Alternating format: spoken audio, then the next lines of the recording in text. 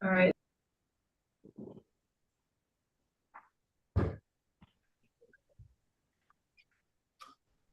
Make sure your phone is on silent.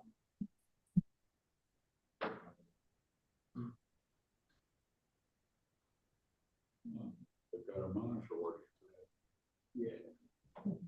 That was. Good morning. I'm Judge Tammy Long Hayward. This is courtroom 304, State Court of Clayton County, Georgia. This is September 17, 2024. I am going to be calling the calendars for criminal arraignment and for the jail and probation calendar. Please mute until you hear your name. Please make sure that your first and last name appear on the screen, your first and last name.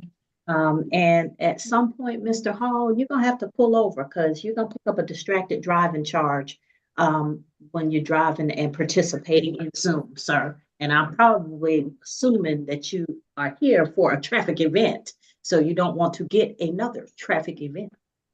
Yes, ma'am. All right, sir. Thank you. Yes, ma'am. All right. So we'll start with the criminal arraignment calendar. I think I have another page too. So I'm going to go with this first one and then check that other page. So the first case on the calendar is Gregory Brown. Gregory Brown.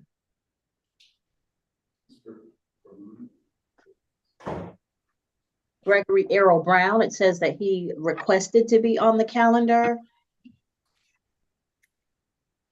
Your Honor, say move for a bench warrant. Hello? Hello? Yeah. Mr. Brown? Hello? Yeah, this is Gregory Brown. This is me. All right, hold on. Let me put your name on the screen. Okay. Where is it? All right, Mr. Brown, may I see you, please? I'm trying to. Hold on a second. Let me do something. I think this generally helps sometimes. Let me send you a request and then it will prompt you to respond. Okay. Yeah. Can you see me now? Yes. I don't know why that works, but it does. All right. So, Mr. Brown, you're before the court for no insurance. Do you wish to have an attorney represent you or do you wish to represent yourself, sir? Can I get an attorney later? I don't have one right now. No, well, I can appoint one to you. Okay, yeah, that's fine. That's fine. Or you can hear the information from the state first before you make a decision also. Okay, yeah, I would like to hear that first. All right. So I'm not sure, is Ms. Hagler, the recommendation for no insurance? Yes, Your Honor. If he does not have valid proof of that today, then it's a fine of $200. All right, sir, do you have proof of insurance now? Even if it's not the same car, do you currently have insurance? As of right now, no, I don't have insurance right now because I don't have a car right now. Okay. All right. So it's a statutory fine, which is what's written in the statute. Okay. So it's a $200 fine. The surcharges would make it a total of $298, and I would give you up to 60 days to pay. If you needed more time, I would give you 30 days anyway because you're not at the courthouse, but I could give you up to 60 days without any additional anything else. So Okay. did you wish to, is he NOLO eligible, Ms. Hagler? 1 second, Your Honor. Let me do some research. All right, so if you're NOLO eligible, that'll assist you too, because that'll make sure that you don't get points or suspension of your license. So if you wish to use a NOLO, you can. I'm trying to remember. It's hard for me to always remember which ones are suspensionable, which ones are not. But if you choose to use a NOLO plea, if it's available to you, then the court would accept one. Okay, yeah. If it's available, I would like to.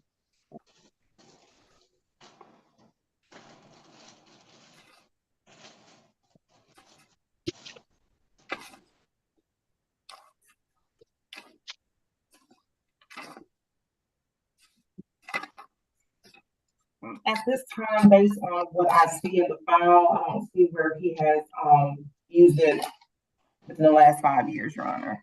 He has or has not? Has not. Okay, so Mr. Brown, it appears that you are NOLO eligible. If you wish to do that, did you wish to enter a plea under the to NOLO? I mean, a NOLO plea to the no insurance? Yes, ma'am. All right, raise your right hand for me. I'm sorry, I just got some new information. He did use it in 2022, so he is not. Oh, sorry, Mr. Brown. It would be a Okay. guilty plea, but if you want it, I'm not sure. Okay, is that one of the ones where they'll suspend you, Ms. Hagler? I will have to double check. I'm not sure off of my head. I don't have my I'm book not right quite here. sure. Gotta find my book. Because I'll usually look it up for you. Does anybody know, is this a suspendable one? Yes, Your Honor. One second. Insurance does suspend a license. However, was the NOLO used for a moving or non-moving violation? Yeah, because if he doesn't have a moving violation, then he might have it available. Let me see. That was for a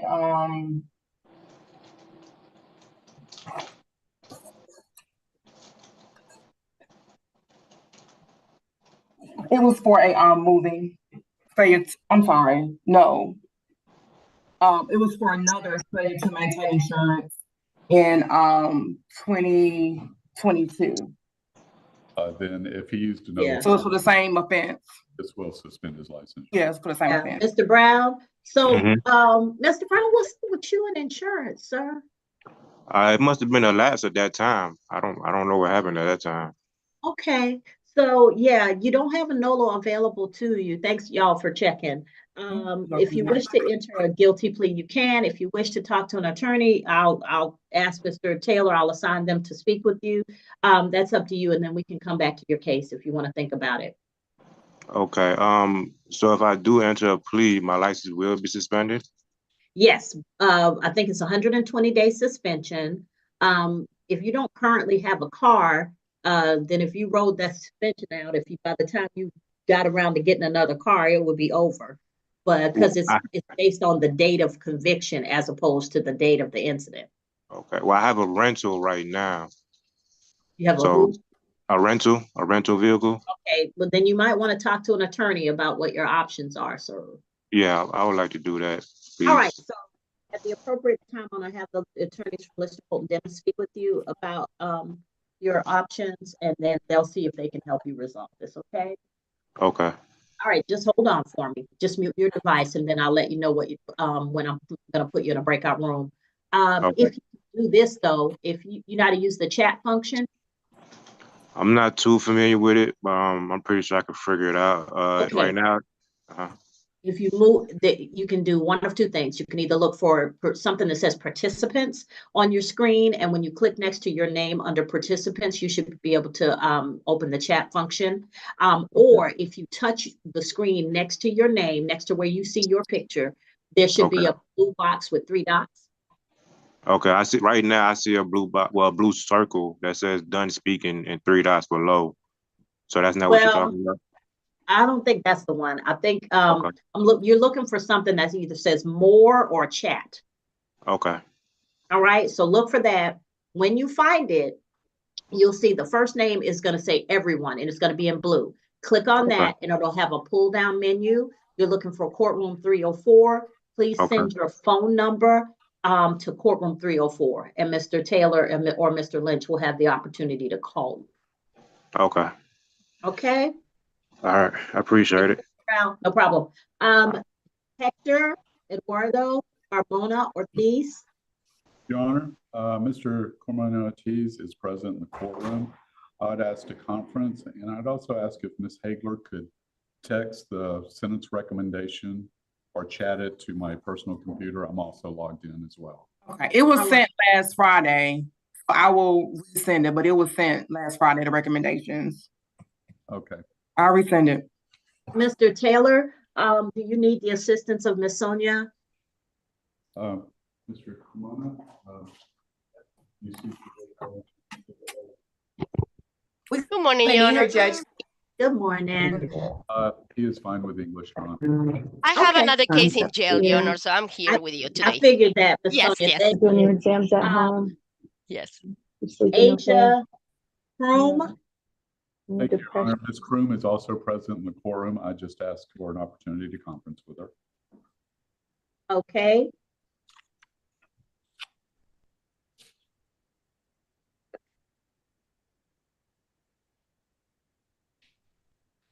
Next on the calendar is Deontae Hall. Mr. Render. Good morning, Judge. Good morning. Attorney Render here on behalf of Mr. Hall. Your Honor, that will be a plea. I have spoken with ASG about the terms on that plea. Your Honor, however, we're asking for a one-time reset on the plea. Mr. Hall is a truck driver, and that is his way of income. And as you know, and as the court is aware, once he takes the plea for the DUI, his license will be suspended and he will not have a job. He's currently going through a legal custody battle for his children, which he is currently finalizing. And he wants to secure his housing and things of that nature before he loses his job. And that's been his bread and butter for the past 10 plus years. So what I will say is we're just asking for a little bit of time to finalize his plea. This will definitely be, it is a per se DUI, it will not be a trial. Well, Your Honor, the case was reset at the trial calendar for this date for them to take a plea. So I just think that in preparation for today, all these things should have been resolved or handled. It was reset for a plea, Mr. Render. Your Honor, I believe that Okay. calendar date was about, was it 2 weeks ago, Judge? Yep, September 9th. Well, September 9th, about a week ago, Judge. And so I understand exactly what the state is indicating, but I'm speaking from the perspective of my client, Your Honor. Again, this is his well-being and his way of making income, and he will, at a certain point, will not be able to move forward with that job as soon as this expenditure hits the DMV. Yeah, that kind of hit me when he was driving, and I thought, when I saw his charges, I was like, if he takes a plea today, he can't even finish this route. And that's one of the issues that we have, Your Honor. Again, this is not a trial case. It's not that we're trying to prolong the matter. It is just a matter of Mr. Deontae Hall's circumstances and his livelihood. And so it's a situation by which he won't be able to maintain any of that. Of course, even not being able to finish driving the truck after the plea. And so we're just asking for just one more time reset again. I know it was last week. Mr. Hall is asking the court for any amount of time that the court deems applicable in this matter. And again, we understand where ASG is coming from. It's not like we're trying to hold the court up by any means. It's just a situation dealing with Mr. Hall's income, which is solely dependent upon his truck driving.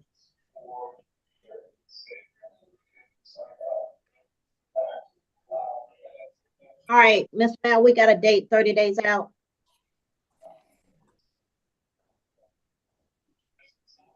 We can set it and send notice, Judge.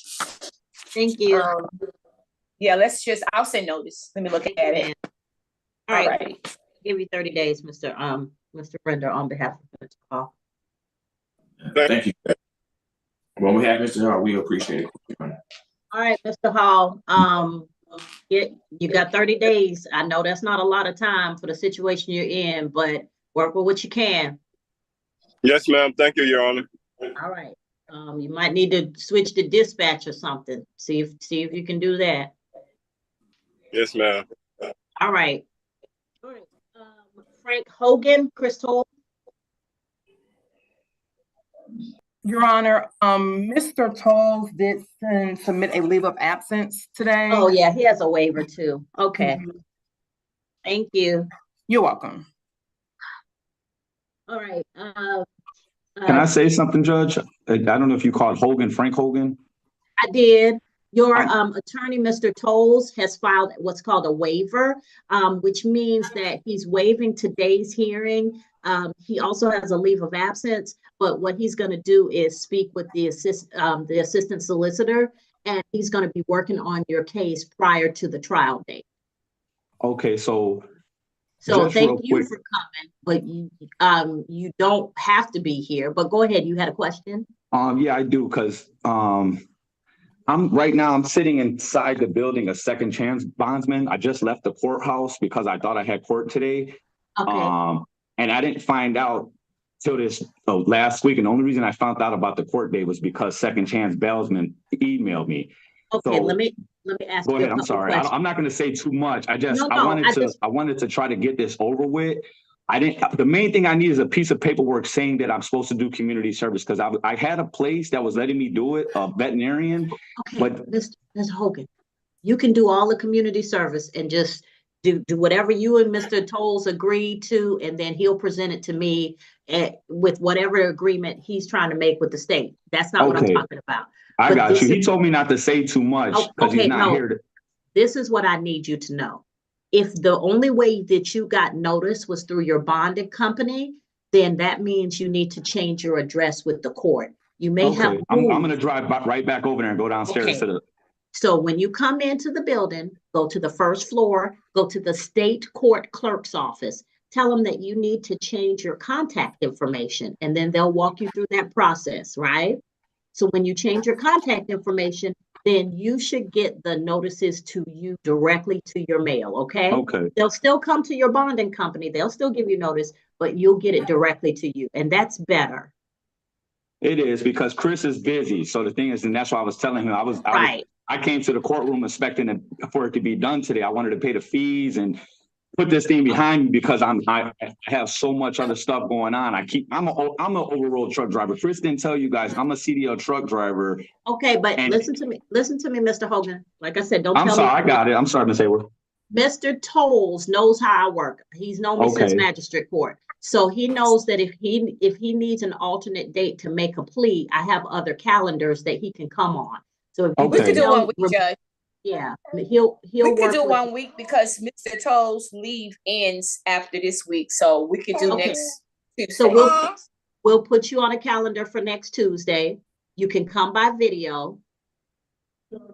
I'm gonna come back up here because second chance helped me out a lot, because I've never done Zoom in court and I was having a hard time trying to sent the wrong password and everything. So I'm glad I got on in time, because I ain't want her to put another. I already went to jail the first time for a clerical error on this case. So I don't want another bench warrant. That's what I was worried about. No, sir, we won't do that. But what you can do is you have options. You can come by video. You can come into the courtroom. Either one is fine with me, okay? Yes, ma'am. All right. So just first thing you need to do is come back to the courthouse on the first floor, change your address. And once you do that, then we'll be able to send you notice directly. Okay, ma'am. I appreciate that. So I can leave now? Yes, sir. All right. Thank you, Ms. Hayward. Good luck to everybody else that's hearing me. You're fine, Mr. Hogan. Take care. Okay. All right. Michelle Hugley. Yes, ma'am. Your Honor, Ms. Hugley's on the Zoom call. I'd ask for an opportunity to conference with her before proceeding. All right. So you're going to have a breakout room with your lawyer. He's going to speak to you in a few minutes. Okay. Okay. Thank you. All right. Thank you. All right.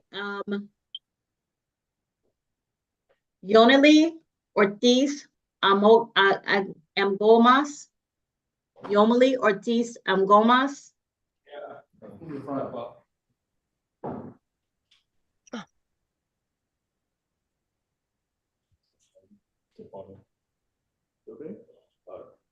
He kind of has to stand right here.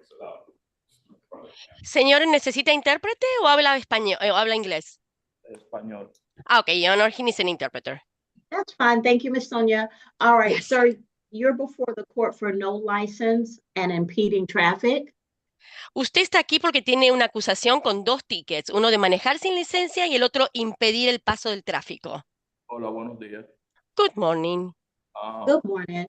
¿Cómo Do you están? need, before you say anything, sir, Espere. let me ask, do you need an attorney to assist you or do you wish to represent yourself? Espere, no diga nada. ¿Usted se quiere representar a sí mismo o quiere que le ponga un abogado del tribunal, que es gratuito? Bueno, déjeme explicarle algo, si puedo. Can I explain something if you let me? That's kind of tricky because generally I can't accept one side's explanation without also having to hear from the other side. Lo que pasa que es problemático porque yo no puedo escuchar su lado de la historia sin escuchar la versión de la fiscalía, ¿me entiende? Okay. Bueno, It would be better. es simplemente que yo sí andaba con licencia. Lo que no entiendo por qué el policía puso de que yo no tenía licencia. Ah, ok, espere. Tenía So, I do have a license, so I don't understand why the police said that I didn't have a license. Okay. Espere. Did you wish to show that information to the state, and they might make a different decision about what they recommend? Ok, entonces, quisiera usted compartir esa información que tiene licencia con la fiscal, así cambiamos la recomendación, entonces. Claro, yo siempre he tenido licencia. Él me paró, no sé realmente. No, no cuente. No. No. So I always have a license, and I don't know why he stopped me and he wanted to tell the whole story. So I said, no. We're gonna go with. Do you have your Espere. license with you today, sir? ¿Tiene su licencia con usted? Sí, señora, sí. Yes, I do. All right, so what will happen is either the solicitor or the investigator will come down and take a look at your license, and then they'll make a recommendation about what they would wish to recommend to the court for your charges. Ok, entonces, ahora usted se va a sentar, la fiscal o el investigador de la fiscalía va a venir ahí a la sala, usted les va a dar su licencia, ¿ok? Entonces vamos a cambiar la acusación o la recomendación por el otro cargo que le quedó, ¿ok? Así que después lo vemos. Ok, gracias. Thank you. Thank you, sir. Siéntese por ahí. Ah, ahí está. All right, next is Maurice Levitas Robertson. Mr. Robertson. Your Honor, Richard Schrade for Mr. Robertson. Your Honor, I just filed my entry this morning. Okay. Good morning, by the way, Good Judge. morning. I'm a little bit confused, Your Honor, and I apologize to the court that I didn't get this worked out beforehand. Mr. Robertson contacted me over the weekend, sent me a notice that sent me the notice that he had gotten from the court, and it said arraignment. So I did not go on and go behind the docket and check. Apparently, he's already been arraigned, entered a not guilty plea, and I guess was on for a bench trial as I read the docket this morning. And there was some equipment failure. Your Honor, I'm not ready for a bench trial. I've just been retained. I'm not really sure why Mr. Robertson requested a bench trial when he was representing himself, because of course I'd much rather a jury trial, and I've got about that much discovery, Your Honor. That all having been said, I am optimistic that we can do something with this case. The court is aware that you're alone. Well, I'll hush and let you talk now. How's that? Nothing happened because we had technical difficulties. So we weren't able to take a plea, complete a trial, any of that. So at this point, if he wants to enlist you to represent him, I'm fine with that. And you made your entry, you can do your discovery request and then talk to Ms. Hagler about possibly resolving the case. I will do that, Your Honor. Are you going to go ahead and just put us on another calendar? How is that? What should I expect? So this is the arraignment, arraignment, whatever that means to you and your client at this point. If you wish to speak with the state regarding the case, now you can have that opportunity. I'll put you in a breakout room.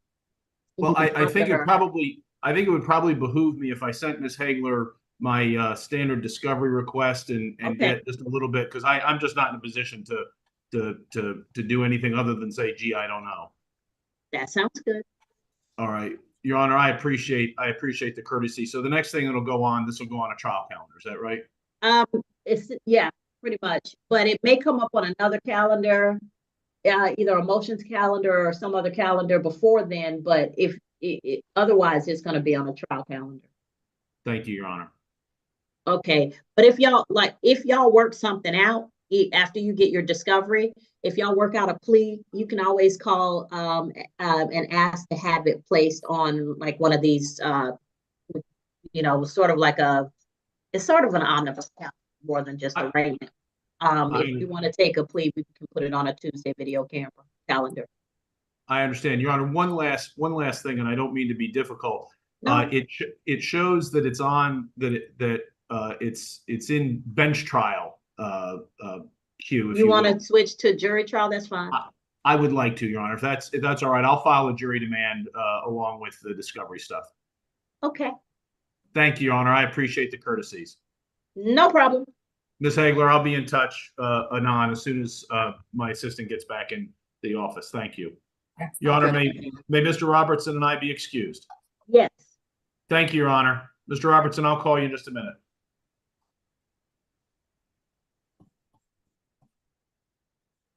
All right. So that'll be a jury trial demand for that case, but it may get worked out. The other two cases that I have for the arraignment calendar are Austin Castleberry and Shanika Ellis. Judge, I just spoke to Mr. Castleberry. That, I believe, the attorney for Miss Ellis, so that's for the purpose of putting cross-fifth on the record. The attorney for Miss Ellis emailed and asked to appear at 1, and so that's why I'll have what? At the on the 1 o'clock calendar. That's on the 1 o'clock calendar, I believe. It is. That okay. Is Honor. Sorry about that.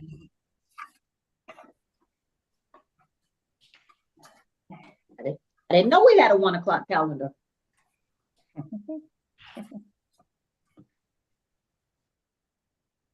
It's just for the CrossFit, Judge, for the record, at 1. That's the only one on there. Those two. Okay. All right. So the next calendar is the jail calendar. Everybody ready?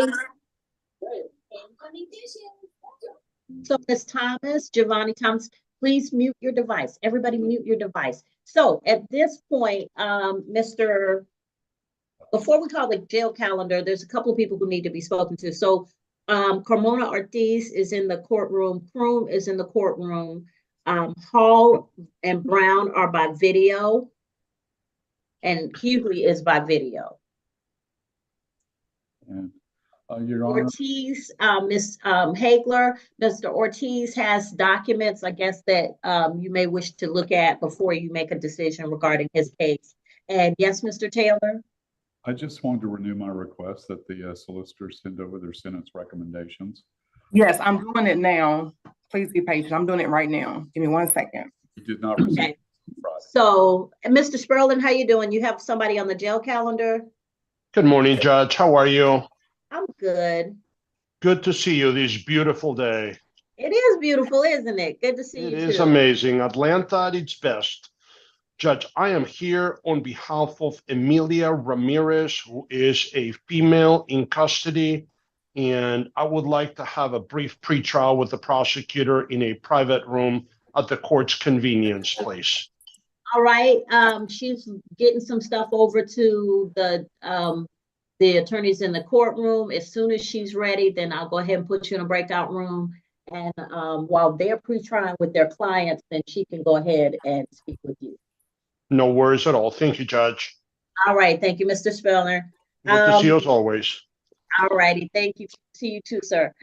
Ms. Hagler, when you're ready, let me know. Yes, ma'am. Mr. Lynch, y'all have Brown by video. Hall has been given a continuance, so don't worry about Hall. Y'all have Brown by video and Hugley by video.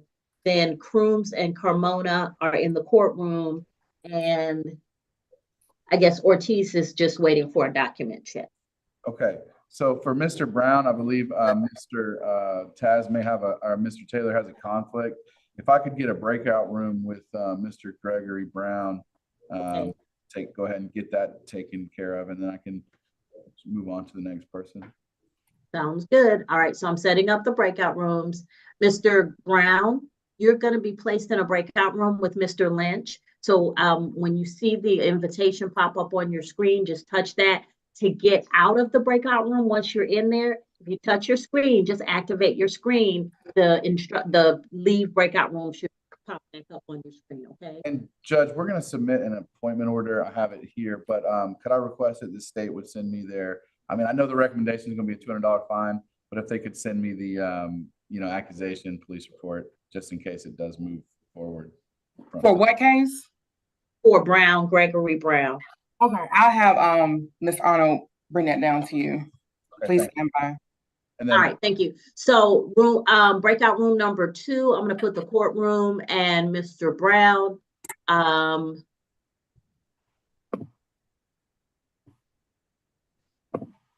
And Ms. Hagler, when you let me know that you're ready, then I'll put you, Mr. Sperling and you in a breakout room, okay? I'm ready, Judge, for Attorney Sperling. Okay, you ready now? Yes, Your Honor. Okay, all right, let me go ahead and do that. Thank you. No problem.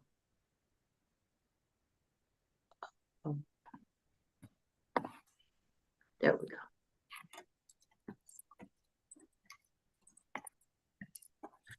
All right, you all are in breakout room number 4. Thank you, Judge. All right, we'll be right back.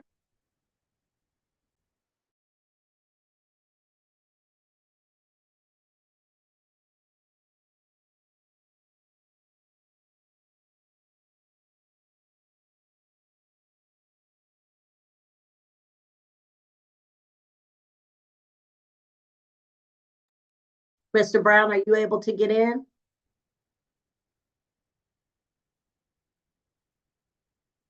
It's frozen.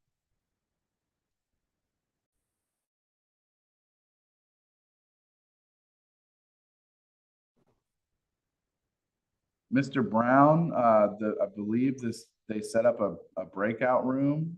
You need I to. think he's frozen. Okay.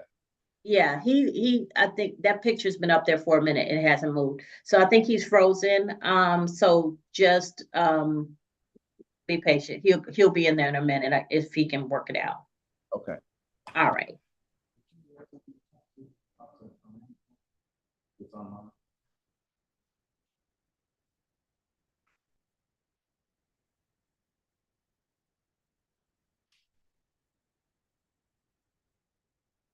Mr. Ortiz request. I'm not sure. I was kind of handling the judge now. I don't know.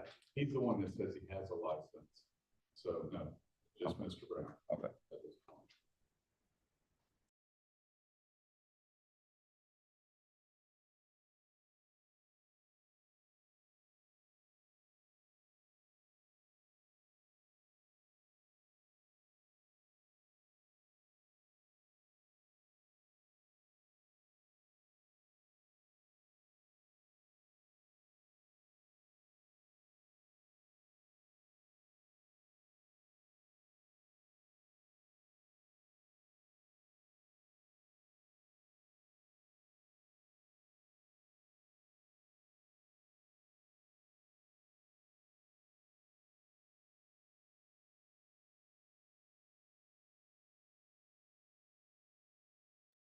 Hey, Mr. Brown got kicked off, so he'll probably be trying to get back in a minute.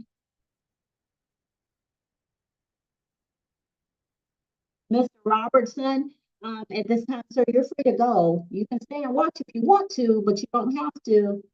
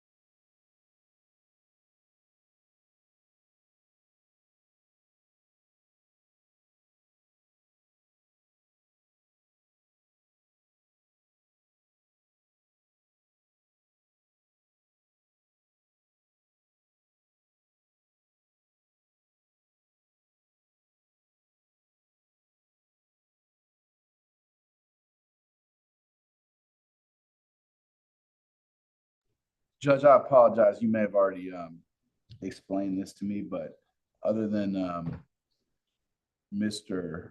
Brown, is there anyone else on the Zoom call that needs a court-appointed attorney conference? I want to just try to make sure I do my best to get us through this calendar. I know we're holding on Mr. Brown. All right.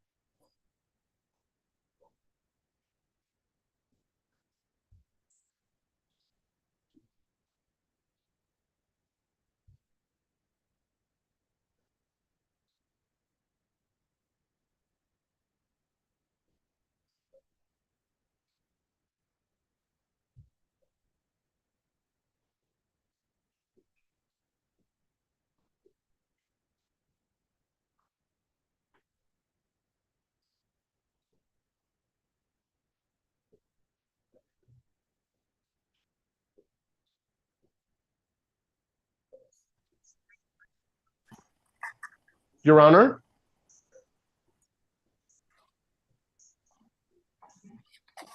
Yes. Hey, Judge, I was able to work out a negotiated plea with the solicitor.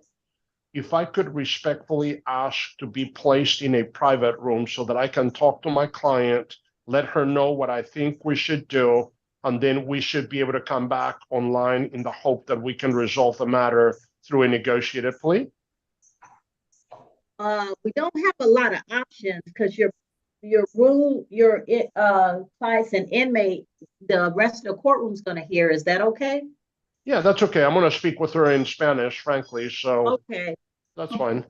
All right. So I'll put the courtroom in breakout room number. I think it's already in breakout. What's his client's name? So I can have the. Oh yeah. I'm sorry. What's your client's name again, Mr. Sperling? Yes, Judge. Her name is Amelia Ramirez. Okay. And I'm going to put the courtroom and you, Mr. Sperling, in breakout room number 2.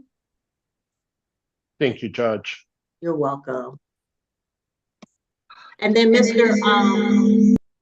It's Miss Ramirez, deputy.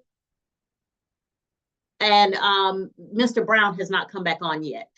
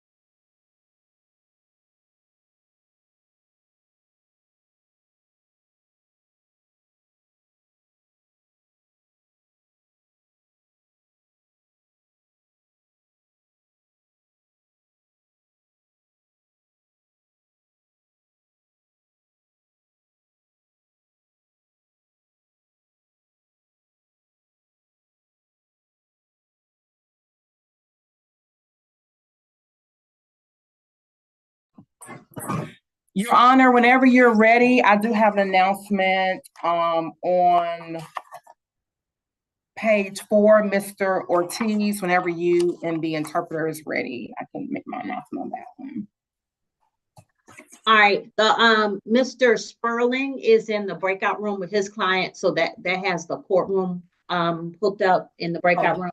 So as soon as they come back, we'll get Mr. Ortiz, and we might be ready by that time for Ramirez also. Thank you, Judge. All right, thank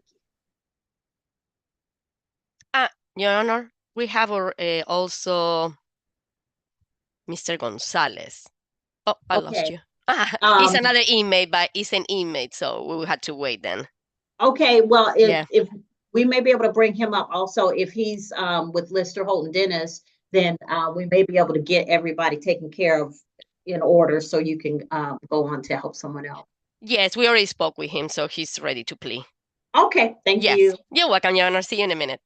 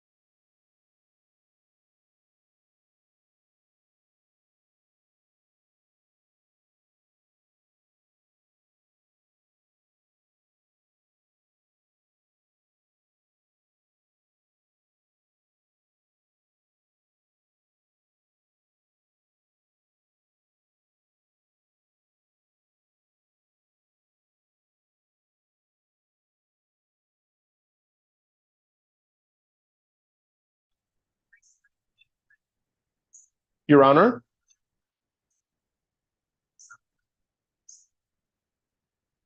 Yes. Judge, we are ready to go forward on the negotiated plea for which we would need the Spanish interpreter, please. All right, Ms. Sonia's ready. Deputy, we're ready on Ortiz, Ramirez, and I think Gonzalez. So, Ms. Teagle, you said you had an announcement for Ortiz? Yes, Your Honor. The defendant has provided sufficient proof, and so it's able to knock off that case.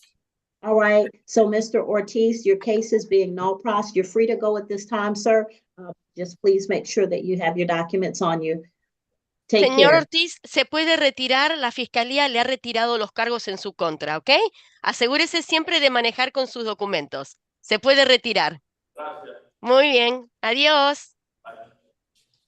All right, and Ms. Ramirez, raise your right hand for me. Señora Ramírez, buenos días. Levante la mano derecha, por favor. Si puede. Ok, gracias.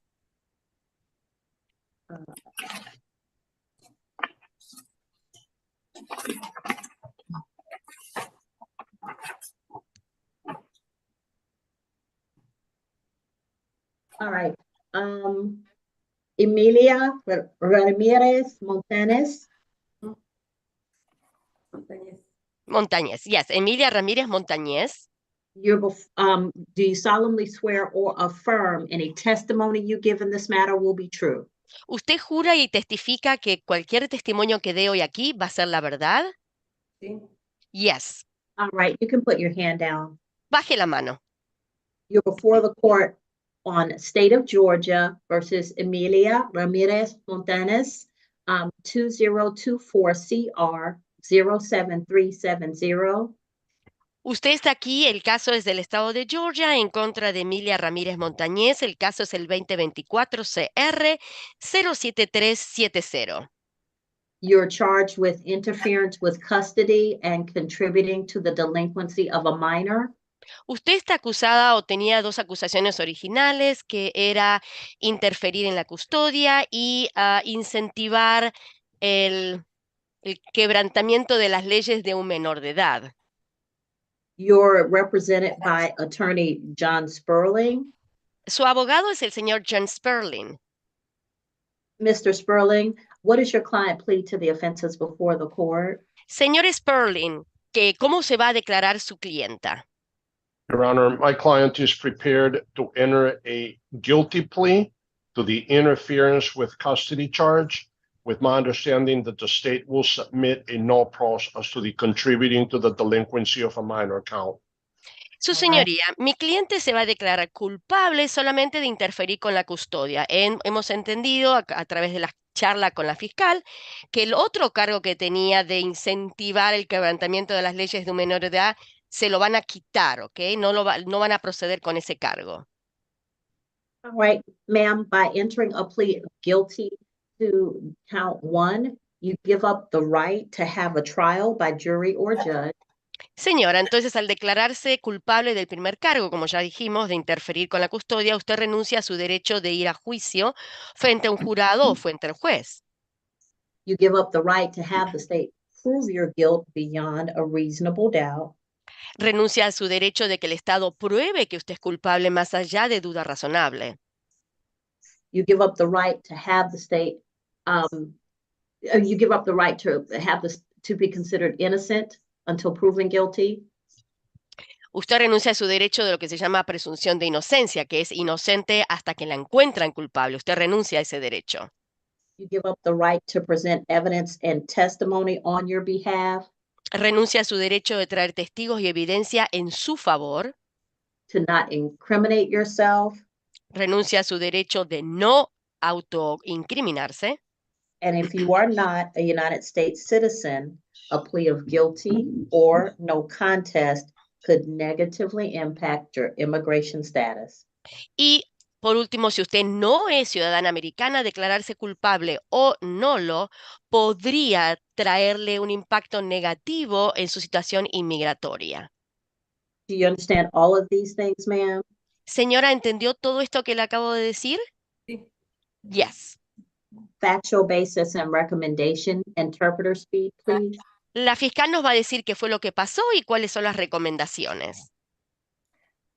Thank you, Your Honor. On or about July 30th, 2024, Alrededor del 30 de julio del 2024, at 7735 Terra Boulevard, Jonesboro, Clayton County, Georgia, en la 7735 de la Tara Boulevard, aquí en Jonesboro, en el condado de Clayton, Officer Cheyenne, C as in cat, H as in happy, I as in ice, E as in elephant, Y as in yo-yo, E as in elephant, N as in Nancy, N as in Nancy, E Reynolds, la oficial Nancy Reynolds obtained a warrant for the defendant obtuvo una solicitud de encarcelamiento para la acusada pertaining to interference with custody, porque estaba interfiriendo con la custodia. the defendant knowingly, willfully, unlawfully, and intentionally La acusada a sabiendas con el deseo y en contra de la ley en forma intencional, retained possession of the victim, Veronica Ramirez, H as in happy, E as in E as in elephant, RRERA, DE, Mezas, MEZ as in zebra, A''S, her 14-year-old daughter. Porque retuvo a Verónica Herrera Mesa, su hija de 14 años. Rosie, ROSY, Meza, MEZ as in zebra, A-HERRERA.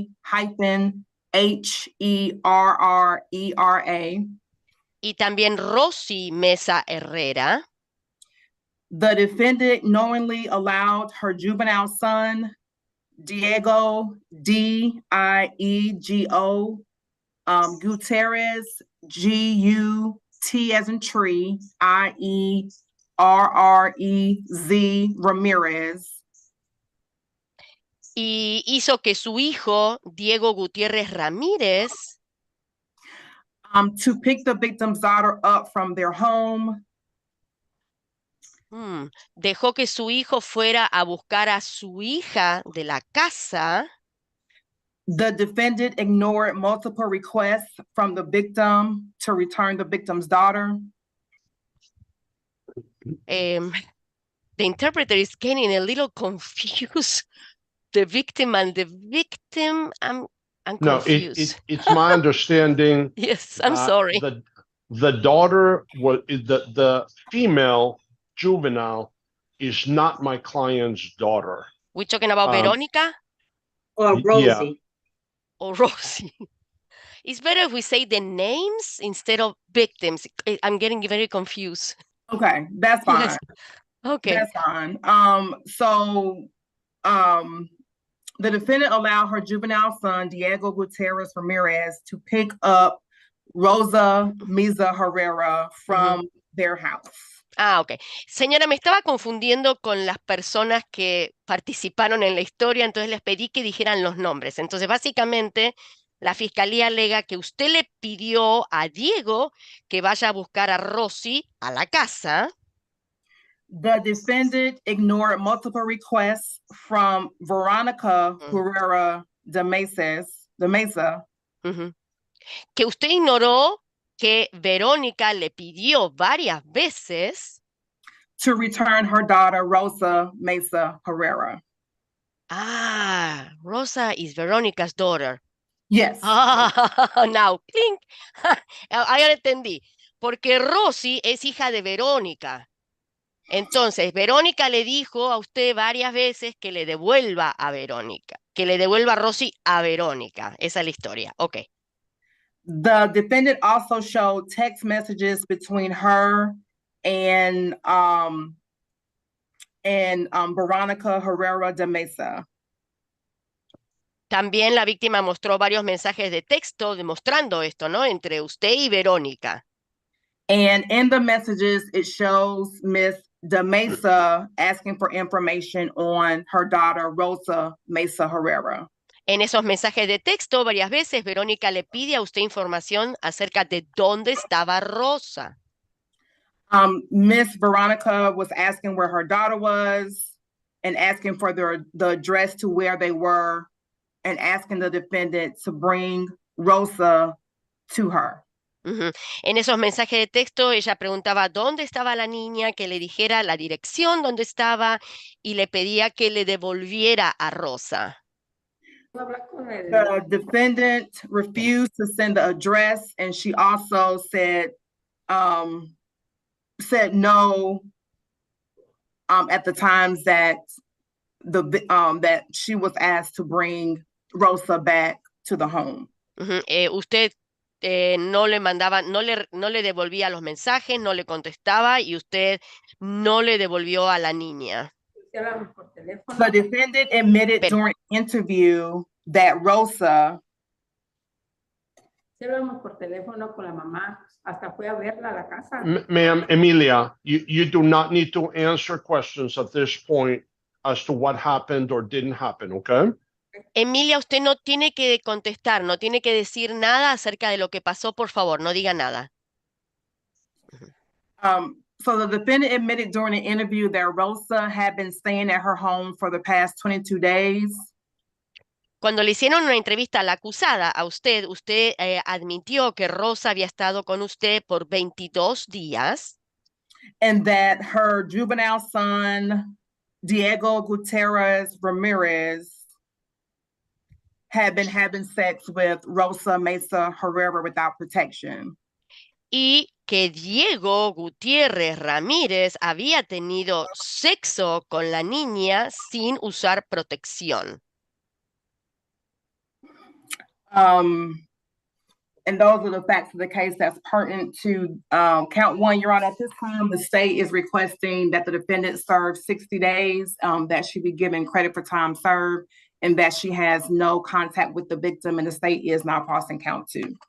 Entonces, la Fiscalía está solicitando que le den 60 días de cárcel y darle crédito por el tiempo cumplido y no puede tener contacto ninguno con la víctima en este caso.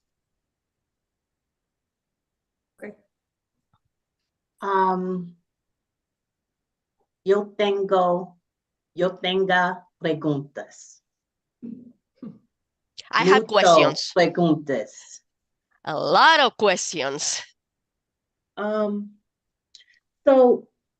ma'am, how old is Rosa? Señora, ¿qué edad tiene Rosa? 15. 15. So you thought it was a good idea for Rosa to be in your home without being with her parents because she's dating your son? Entonces, ¿a usted le pareció buena idea que Rosa se quedara en la casa de usted sin los padres de Rosa, sabiendo que ella estaba de novia con Diego? No. ¿No? So did you not know she was in your house? Entonces, ¿usted no sabía que Rosa estaba en su casa? No, es que yo me la pasaba trabajando y me iba con mi hijo. ¿Cómo dijo? Es que yo trabajaba y yo me iba a quedar con mi hijo. No le entiendo la última parte, con su hijo. ¿Qué es lo que me está diciendo? Yo vivo ahí con mi familia, pero con Diego, pero yo me iba a trabajar. Yo trabajaba mucho, nomás llegaba a dormir y me iba. Okay, so yes, I was working a lot. I work a lot, so I was just there with my son, and then I would go to work. So when Miss Herrera de Mesa asked for her daughter, and you told her no, you're saying at that time you didn't know where her daughter was? Entonces, cuando Verónica le pedía que le devolviera a su hija y usted le decía que no, ¿era porque no sabía dónde estaba Rosy? Yo no traía mi celular, lo traían ellos, lo traía Rosy con Diego. I didn't have my phone. Diego and Rosa will have that. For 22 days? Sí, yo no traía celular, yo no cargaba. ¿Por 22 días usted no tuvo su celular? Yo he durado hasta mucho tiempo sin celular. I had been a long time without a cellular. Como yo no lo pagaba, yo no tenía celular. I didn't pay for it, so I didn't have a phone.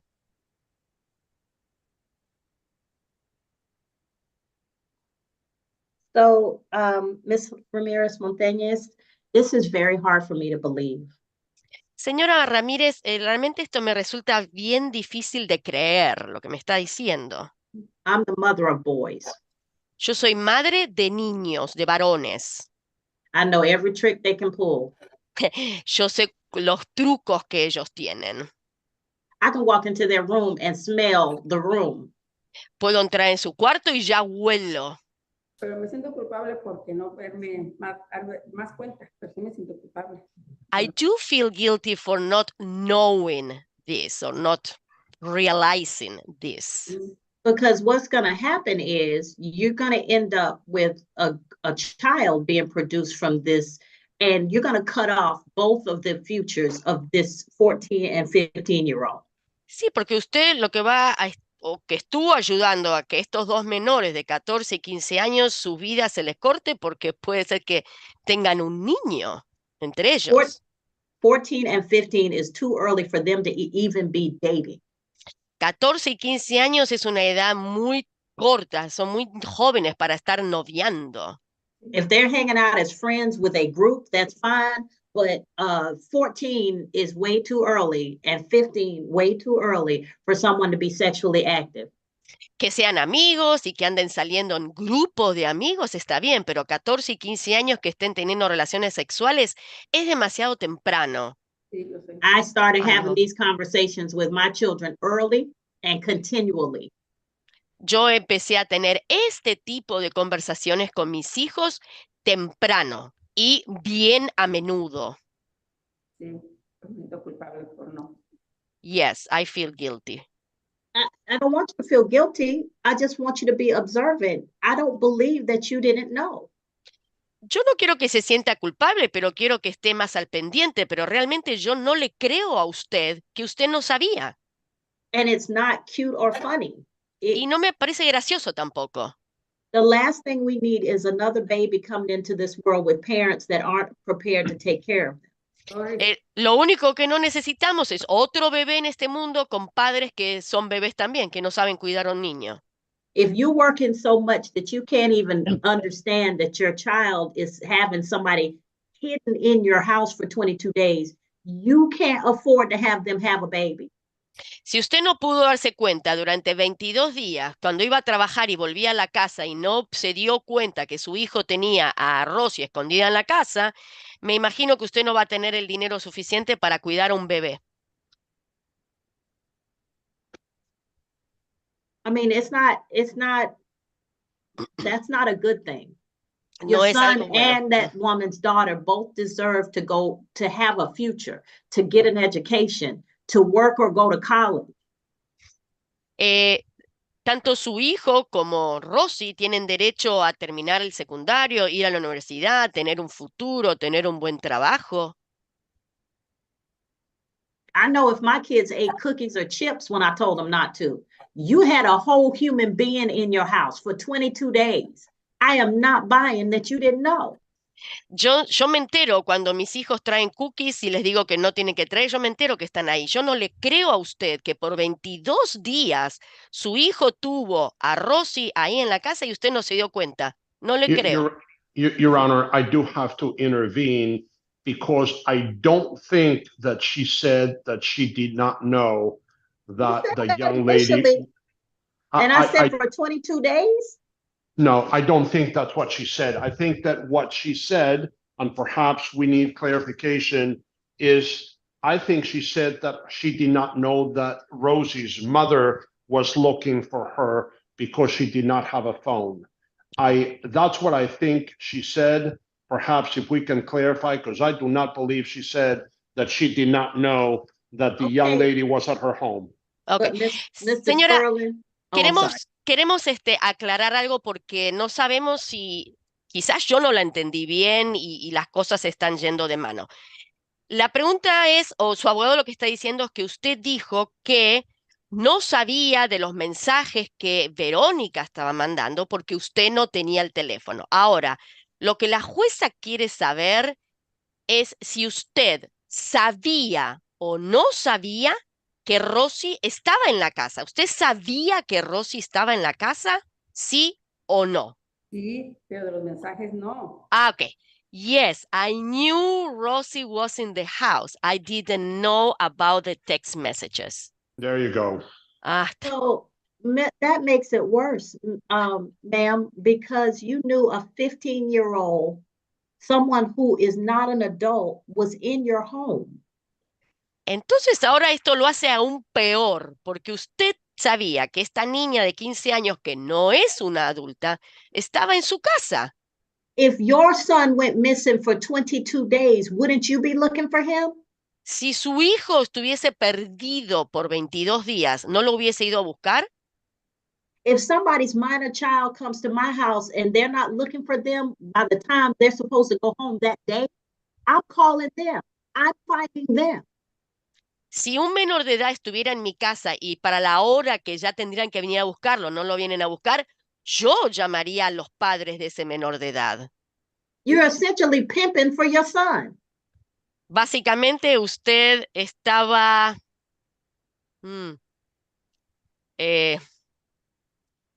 dándole a su hijo en bandeja a una niña. La mamá conmigo habíamos hablado antes que andaban, que se iban a juntar, no sé qué, pero yo no me daba cuenta de los mensajes de nada. Espere.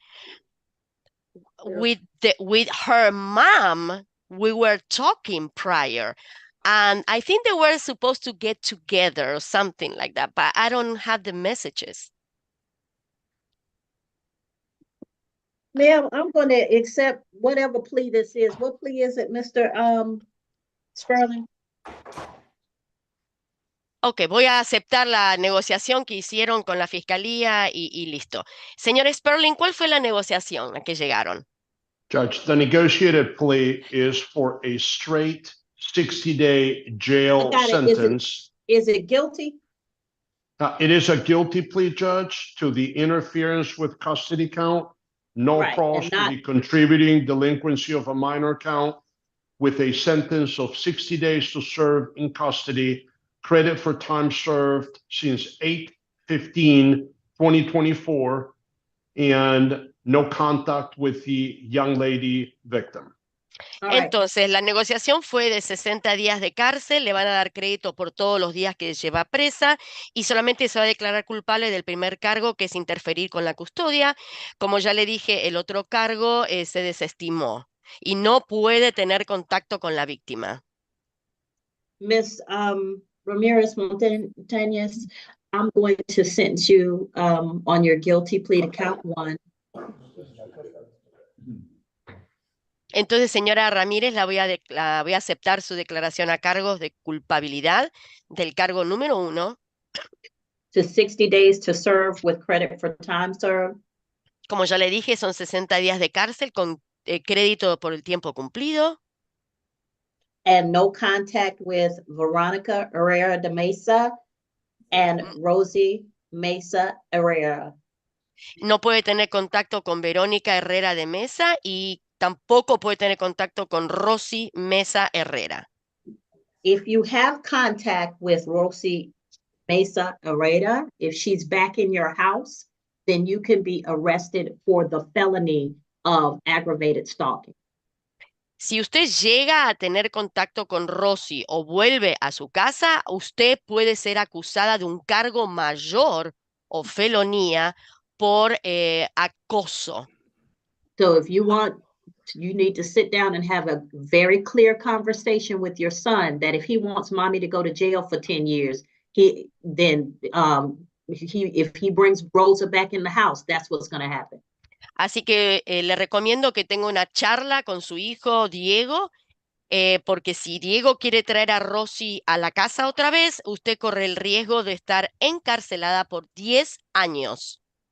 I don't care if you think they're in love and this is some kind of Romeo and Juliet thing. When you take someone's child, that's kidnapping.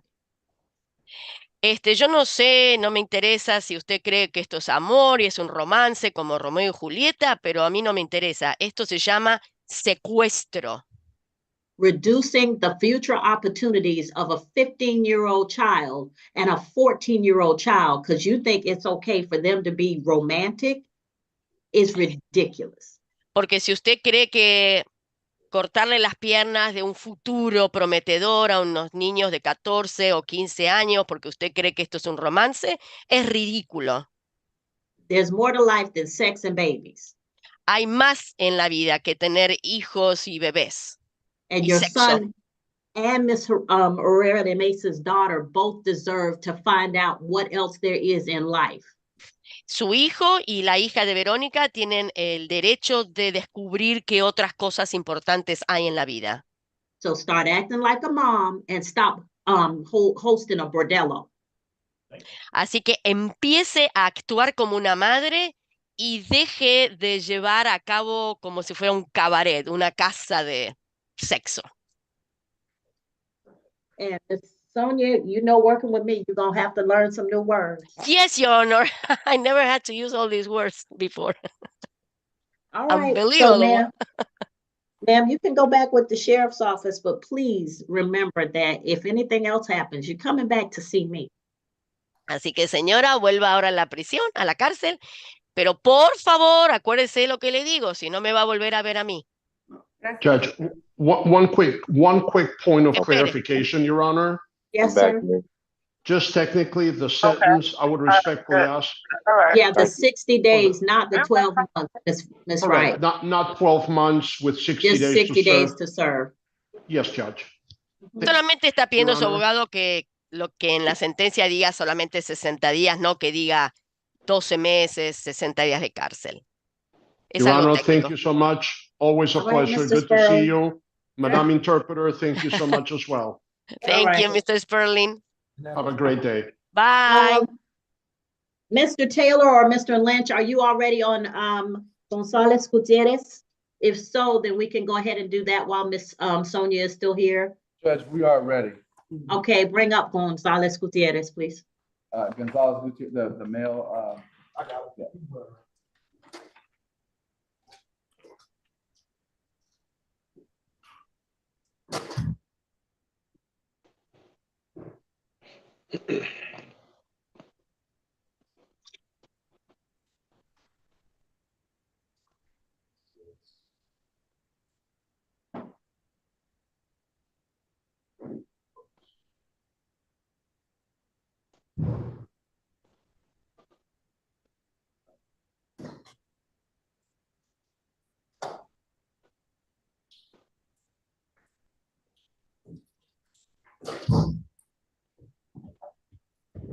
Oh my goodness, I found pimping. I'm guessing Miss Benitez used it a lot in Superior. Oh, you found okay. Oh my God. Mr. Gonzalez Gutierrez, Señor González Gutiérrez, raise your right hand for me, sir. levante la mano derecha, por favor. Do you solemnly swear or affirm any testimony you give will be true? ¿Usted jura y afirma que el testimonio que va a dar aquí va a ser la verdad? Sí. Yes. All right, you can put your hand down. Baje la mano. You're before the court for a public drunk, case 2024 CR 07377. Usted está aquí por estar borracho en la vía pública. El caso es el 2024 CR 07377. Mr. Lynch, what does your client plead to the offense before the court? Señor Lynch, ¿cómo se va a declarar el acusado? Guilty, Your Honor. Culpable, su señoría. By entering a plea of guilty, sir, you give up the right to have a trial by jury or judge. Al declararse culpable, usted renuncia a su derecho de ir a juicio frente a un juez o un jurado. You give up the right to have the state prove your guilt beyond a reasonable doubt. Usted renuncia a su derecho de que es inocente hasta que demuestren que es culpable más allá de duda razonable. Give up the right to present evidence and testimony and not incriminate yourself. Usted renuncia a su derecho de presentar evidencias y testimonio y de no incriminarse. And if you are not a United States citizen, a plea of guilty or no contest could negatively impact your immigration status. Y si usted no es ciudadano americano, declararse culpable o nolo puede impactar en forma negativa en su situación inmigratoria. Do you understand all of these things, sir? ¿Entendió todo esto? Sí, yes. Yes. Factual basis and recommendation interpreter speed for me. La base de la acusación y la negociación, por favor. Yes, Your Honor. On or about August the 16th of 2024, Officer J. Aguilar, A as in Apple, Guilar. Entonces, el 16 de septiembre del 2024, el oficial J. Aguilar responded to a disturbance at 5647 Highway 85, Riverdale, Georgia.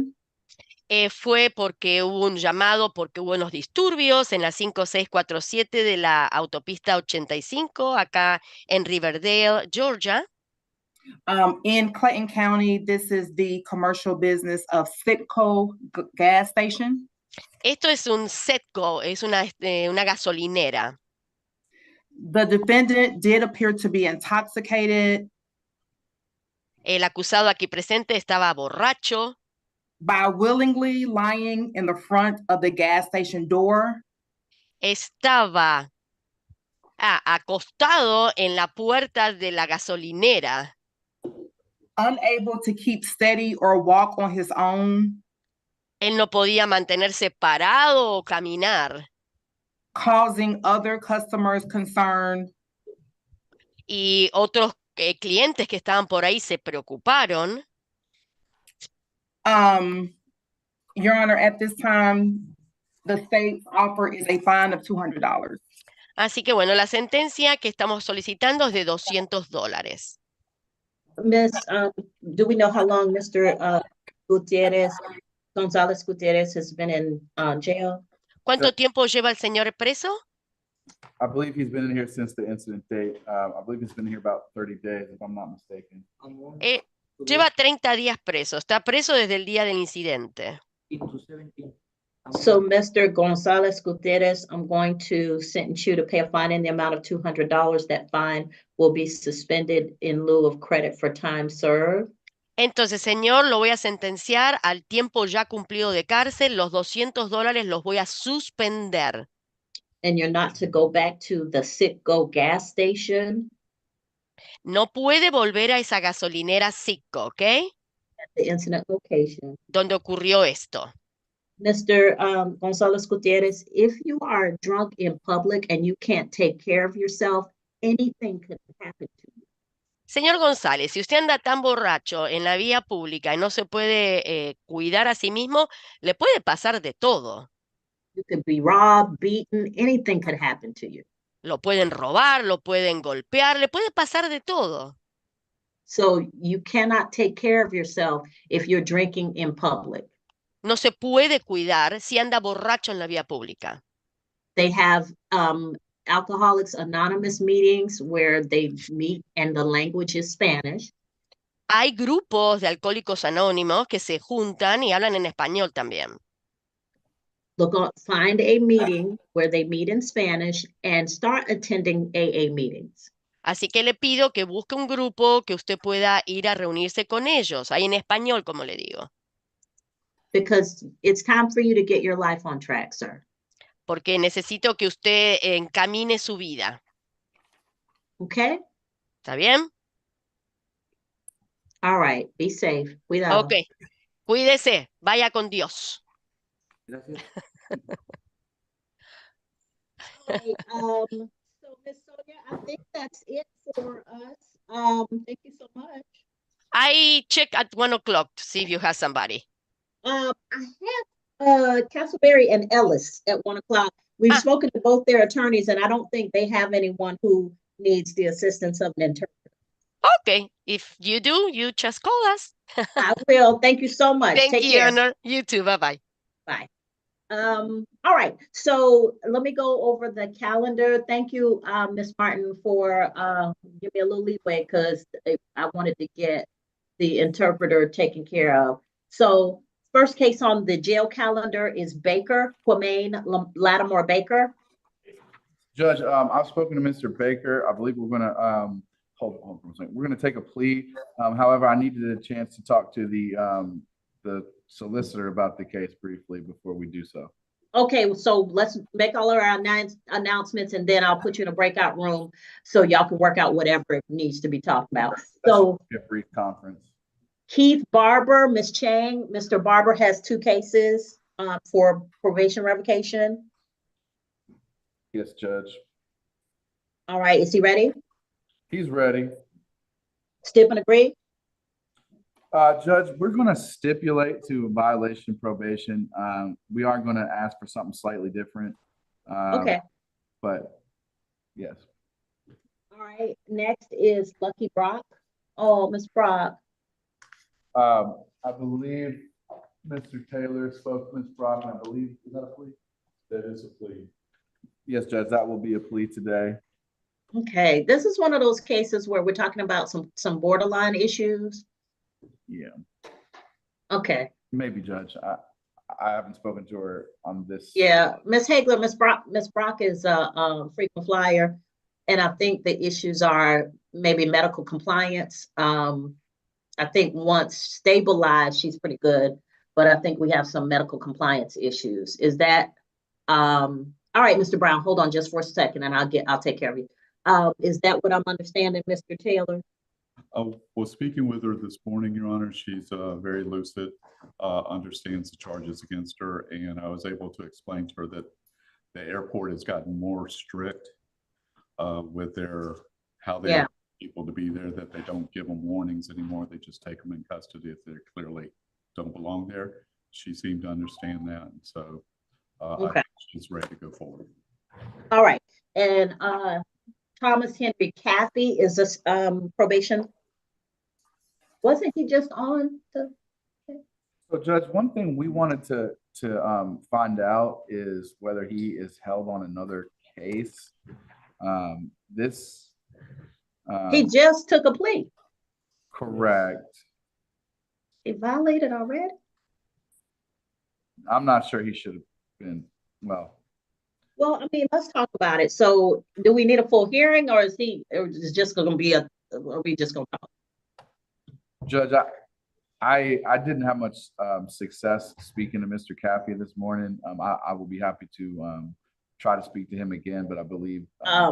Do we need to give him some time either for medication management or an eval? I believe so, Your Honor. I tried to speak with him as well, and his condition today was not as clear or as lucid as it was when we entered a plea previously. Is he being medicated? That I do not know. Let's give Mr. Cathy a week and see what's going on, and y'all can see if he has a medical regimen, and let's see if we can get him back on track. Yes, Your Honor. Thank you. All right, Clark, Jada Clark. Judge, I spoke to Ms. Clark. She does intend to resolve her case today. I just kind of wanted a brief conference with the state to make sure that I understood the plea offer and maybe to ask for a just minor consideration. But she does intend to go forward with a plea today. All right, so whenever y'all talk about the other stuff, Jakari Daus Zah. That's essentially the same announcement. He's held on another matter. I think we're going to get it resolved. He did want me to just ask see if I can negotiate just very briefly with the solicitor's office, but I believe it'll be resolved one way or the other through a plea. Okay, then the next one is Hambrick. Judge, that's also go ahead. He was going to stipulate and accept the recommendation from Ms. Chang. All right. And Mr. Hambrick has 2 cases, so we'll deal with those together. Heath. Judge, Mr. Heath is going to enter a plea today pursuant to the state's offer. Okay. Michael Anthony Johnson. I believe that individual is no longer in custody. Y'all don't. Okay, is Johnson. OTB? I believe so. I see a bondsman listed, and and they do not have him on their. Okay. Johnson has 2 cases. Camarney Jones is also on a probation revocation. And Judge, he's going to stipulate and accept the recommendation of the of Ms. Chang, as I understand it. Okay, Nathaniel Kelly, a motion to modify bond. I believe he's actually out. So can we confirm that, Your Honor? Mr. Kelly is the inmate that I had filed a motion, emergency motion on Friday due to the jail requesting. He obtained a UJR based on. I thought I signed it. You did, Your Honor, and we forwarded that to the clerk and to the jail. So I'm not sure why he's on the calendar. We're checking on his status currently. Well, he might have already been there, but they got the bond motion on the 13th, I believe. 13th or 14th, whenever you send it to me. So he might have still been on the list, but if he's not in jail, then he's OTB. He may be at the hospital. Yeah, it's so possible they had to take him back to the hospital because he's showing is on loan. Well, he can be released to the custody of was it his daughter or his niece? Niece. He can be released to I do read these things.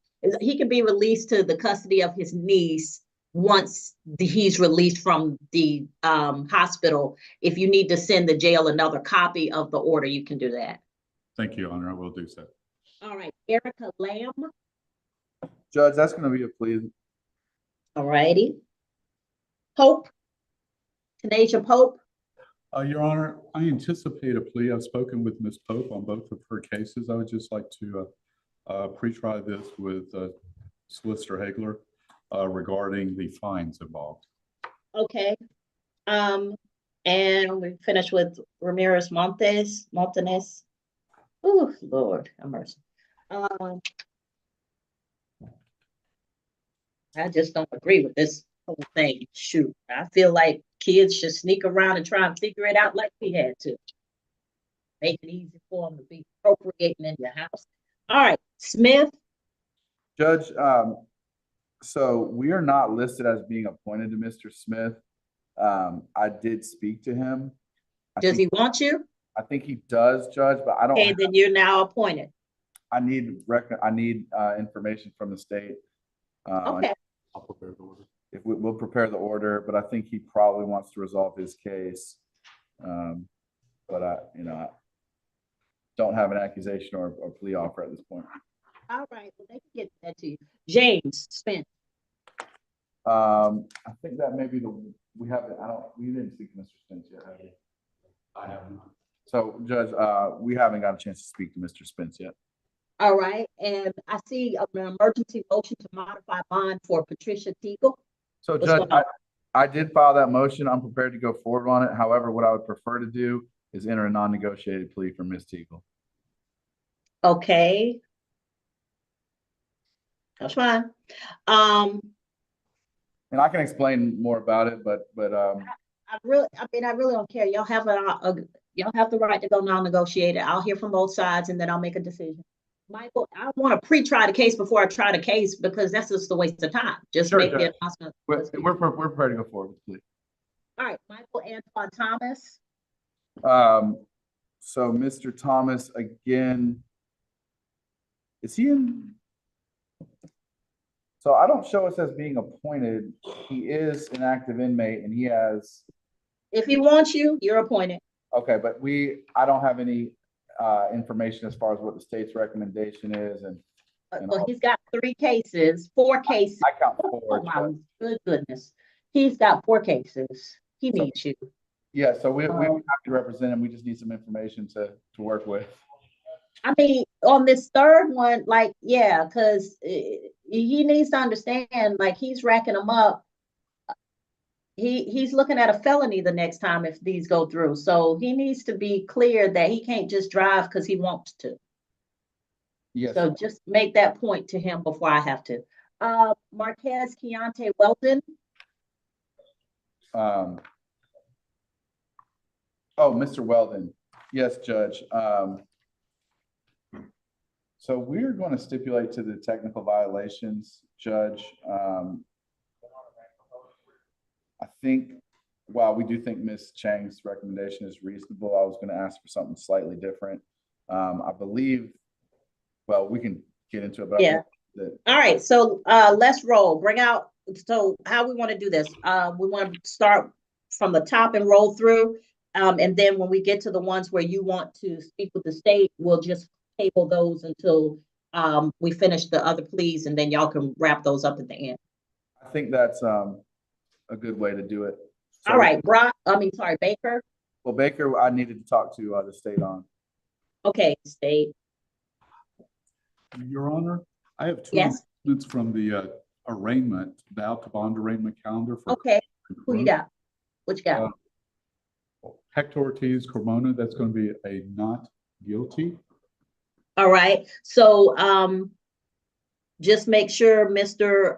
Barona Ortiz knows that he probably don't need to be driving or at least driving to get the attention of the police. Certainly. All righty. On him. And Your Honor, on Ms. Kroom, we would request a continuance so that she could apply for pretrial intervention. All right. Do we know when the next class is? I do not know when the next enrollment period is. Ms. Hagler or Ms. Arnold may. Yeah. Do y'all know when the next, because I'm trying to set the, so generally when we give somebody the opportunity to enroll in pretrial intervention, we try and do a follow-up pretty close to when they're supposed to enroll to make sure that they have done it. Your Honor, we can reset it for 30 days from today for status.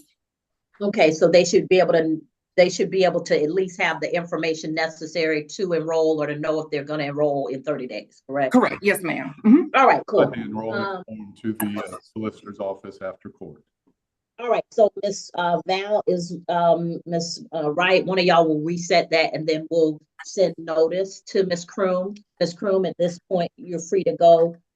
Miss Kroom, please make sure that you are mindful of your bond conditions. If you have bond conditions not to go to a particular place or not to have contact with a particular person, then if you were to have contact with that person or go to that place, you could have your bond revoked and you could be put in jail until your case is resolved, or you could be charged with a misdemeanor or a felony. If you do not have your bond conditions, go downstairs before you leave the building and get a copy of your bond conditions from the state court clerk's office on the first floor. All right, then we have Hugley, I think might be the last one from the Hugley and Brown, I guess. What we were doing with Brown. We hadn't talked to Mr. Brown yet, but he's back, so I can put you in a breakout room in a moment. But Mr. Hugley. Yes, ma'am. Oh, I'm sorry, Miss Hugley. Have y'all had a chance to speak with Miss Hugley, or do you need a breakout room for her also? I'm assuming you need a breakout room for Ms. Hugley. I know I haven't spoken to her. I thought that, I believe we requested a conference. I'm not sure. I think Mr. Taylor might have talked to her. All right. So can one of y'all roll with the pleas and the other one be on Mr. Taylor's computer with the breakout rooms? I think so. Taz, that's possible, right? And then you can take the computer in the conference room so we don't have feedback. Absolutely. All right. See how I'm working this out? Okay. So Mr. Lynch, it seems like you have most of the pleas on the jail calendar. So let's go forward. And then Mr. Taylor, when you're ready for the to talk to Ms. Hugley, let me know. And then the only one issue with that is Taylor has a conflict for Mr. Brown, so I do have to talk to Mr. Brown. Although that's fine. But I know he's got Hugley, so whenever he's ready for Hugley. All right. Great. So Miss Chang Barber.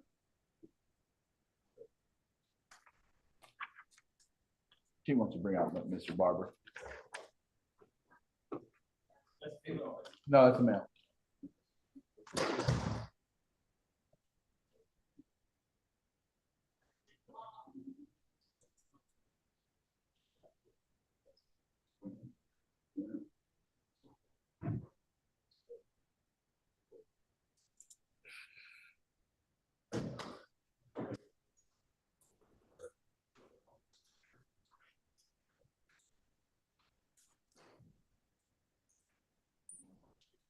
Mr. Barber, raise your right hand for me. You want to Judge, go ahead and raise your right hand. In this case, Solemnly swear or affirm any testimony you give in this matter will be true. Yes, ma'am. All right, you can put your hand down. So, Mr. Barber, you're before the court. You have two cases that we resolved, and you're before the court for violation of probation on both of them. On case 2021 CR 05822, and on case 2022 CR 06232. It is State of Georgia versus Keith Barber. You were before this court for no license, concealing the ID of a motor vehicle, another no license, no insurance, or expired or invalid license plates or decal, following too close, all on the 17th day of October 2023. You were sentenced to 12 months on probation. You have 2 months and 17 days remaining, and your probation was told because you failed to report on November 15th and December 15th of 2023, February 27th, March 15th, April 3rd, April 15th, and within 10 days of May 2nd of 2024. You last reported on February 6th of 2024. You failed to pay your fines, fees, and supervision fees in the amount of $2,339.03. You have made no payments to your obligations to the court. All right, talk to me, Mr. Lynch. So Judge, I did want to make clear from speaking to my client, he did indicate that he did want to stipulate and accept the recommendation from Ms. Chang. But as far as the non-reporting, I believe there were some issues with, he just moved back to Georgia. He had been reporting, I think, by phone from Florida. Is that accurate? So that was, and there may have been some misunderstanding on his part as far as when he needed to report next. But that means, Mr. Barber, when I do phone and mail report, you know what I say every single time? It's not really phone report because they have too many people and too many folks trying to call them. So the best thing to do is to get 12 stamped addressed envelopes and take the form that they give you and put 12 copies in there. And every time you need to report, fill out that form, go by the post office and drop the form in there. That's what I explain every single time. So I'm not sure how you could have messed that up. You just couldn't find a post office, couldn't afford a stamp. What was going on? I mean, I was living in Florida, Your Honor, And they don't have post offices in Florida? Last time I checked, I know the post office is in bad shape, but they still got a post office or two. Yeah, I understand that, ma'am. But I was kind of getting in touch with my probation officer. She never told me to report only but one time. And it was recent. I was told to report by phone. Okay, first of all, sir, you got Ms. Chang. She is the most experienced probation officer that we have. Not only is she the most experienced, she's probably the best that we have. And I'm not saying that to denigrate any of the other probation officers, but she's been doing this so well for so long that nobody questions it. So when you tell me you got Ms. Chang, but you didn't understand what was going on, I really can't believe you. No, it's not that I don't understand what was going on. It's just where she told me that I don't have to report in person. Okay, I probably told you you didn't have to report in person. If I said phone and mail report, I told you you didn't have to report in person, but you do have to report by dropping the letter in the mail on the days when you're supposed to do it so it gets to her. Now, if you fail to go by the post office, you're just trifling. Yeah. So all these excuses, how old are you, sir? 32. I don't have an excuse. I know I did it wrong. You do not have an excuse. And so what you're not going to do is try and put it on Miss. No, I'm sorry. And I don't even care if you say I was unclear. No, I'm not putting on. I know I was at fault, though. I'm not putting on Miss. Okay, then. So then you just messed up on probation. You didn't report. Start with all this. Well, I see. I didn't know. I wasn't sure. I didn't get a date. All of that rigmarole. No, sir. You're 32 years old. Get it together. When you planning to get your life together? These are traffic offenses. All we asked you to do was pay. That meant you could have been out there working construction or forklift or lawn maintenance. I don't care what you do, plumbing, HVAC, any of those things, to make the money, pay your money, drop your money and your report form in the mail and get it done. But you sitting around growing a beard and can't get it done, and you back in jail on some traffic stuff. Traffic, driving, traffic, basic stuff. You sitting in an orange jumpsuit. You ain't kill nobody, but you in an orange jumpsuit for some foolishness. Think about what you're doing to waste your life. Think about it. Does this make any sense? No, ma'am. Do you have kids? Yes, ma'am. If your son did something stupid like this on a traffic offense, dude, all you got to do is pay the fines and send in your little letter and report. And he like, well, you know, whatever. I don't understand. And then he ends up in an orange jumpsuit. Is that something you trying to teach him to do? No, ma'am. Okay, then why are you showing him that that's what daddy's doing? As long as you in an orange jumpsuit, you're not, one, being a father to your kids, two, helping support your kids, because you can't keep a job in the jail, and three, setting a good example for your kids. I love these dads who gonna be out here, let your child do something great. You're gonna be in a bar, thumping your chest, talking about, that's my seed, that's my son, but you didn't help to get them there. I think Mr. Barber, like myself, has daughter rather than not. Well, that's even worse, because you know who she gonna end up being with? Somebody who gonna spend their life in an orange jumpsuit. If the example of what a man looks like is what you're doing, she's gonna be miserable. No, it's not, Your Honor. Well, what you teaching her different? Judge, he did just recently, after moving back to Georgia, he does have a good job. He's working at Plaza Security in Atlanta. He does have a place to stay in Atlanta. Which you have just jeopardized for failure to put a letter in the mail.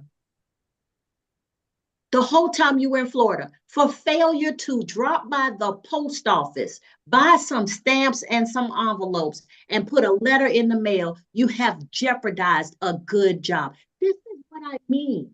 When you do stuff, there are consequences, and you are failing to think about the consequences of your actions. So now you've decided to get a good job and support your family, but you're messing up your good job because the easiest thing I could have asked you to do, sir, put your money and a letter in the mail. You didn't do it. I asked no community service. I didn't ask you to do any of that. You could do it from wherever you were in the world. I didn't restrict you in any other way. Drop a letter in the mail and pay. And now you're about to mess up the good job you have now for the triflingness that you had then. And I'm gonna fuss because I don't want to see you back here.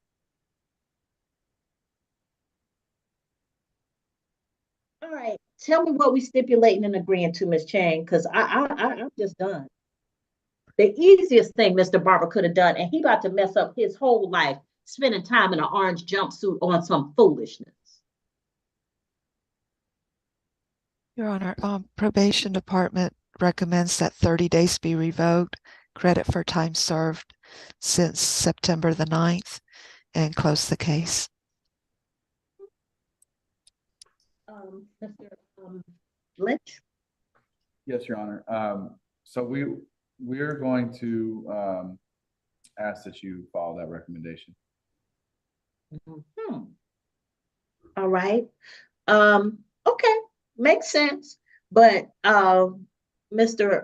Barber, get it together, sir. It won't happen again, you know. I sure hope not. Because your daughter does not need a father who goes to jail for stupid stuff. Because when she brings home that knucklehead that she patterned after you, don't you say a word. Don't you say a word. Because this is what I taught you a man looks like. So I cannot say a word. Okay? Just be warned. I'm telling you. One second, my computer's.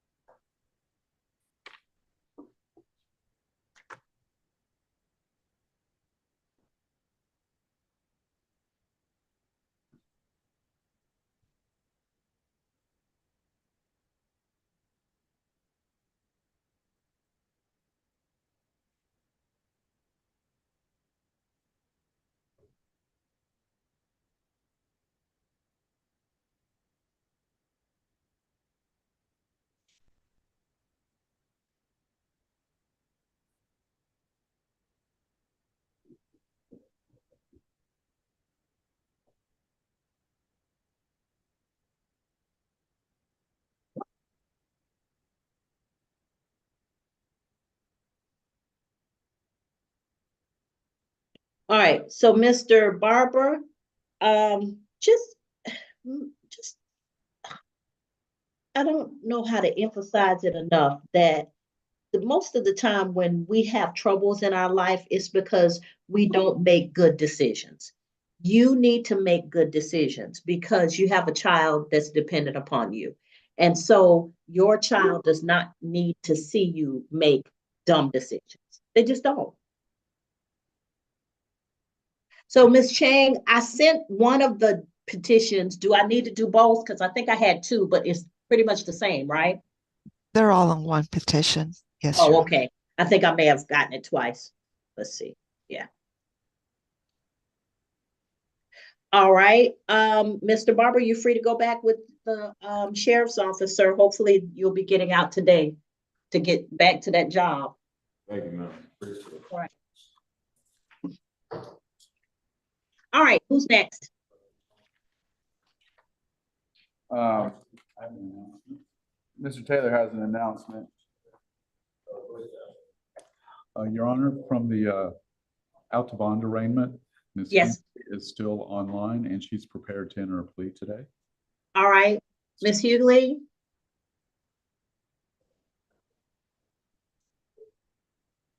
Yes, ma'am. I'm sorry. Right. That's okay. Let me see you and hear you, okay? Yes, ma'am. Give me 1 second. I'm turning on the video. 1 second. I'll be right back.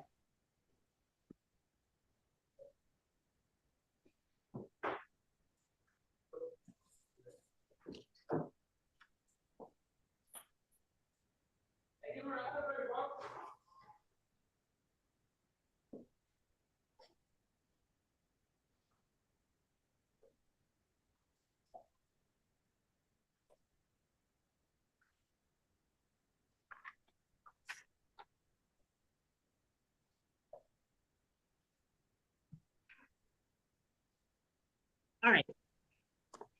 Ms. Hugley, you're before the court.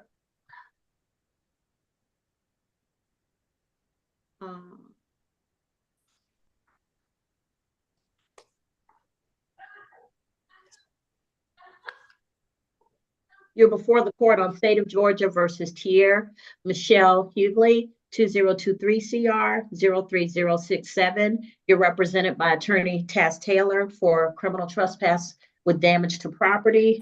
What is your client plea to the offense before the court? Your Honor, my client pleads nolo. All right, by entering a plea of nolo, you give up the right. Oh wait, I didn't have you raise your hand. Raise your right hand for me. You solemnly swear or affirm any testimony you give in this matter will be true. Yes, ma'am. All right, you can put your hand down. By entering a plea of nolo, you give up the right to have a trial by jury or judge. You give up the right to have the state prove your guilt beyond a reasonable doubt. You give up the right to have the presumption of innocence in your favor. You give up the right to confront witnesses, subpoena witnesses, present testimony and evidence in your behalf, to not incriminate yourself or present any testimony or evidence against yourself. And if you're not a United States citizen, a plea of guilty or no contest could negatively impact your immigration status. Do you understand all of these things? Yes, ma'am.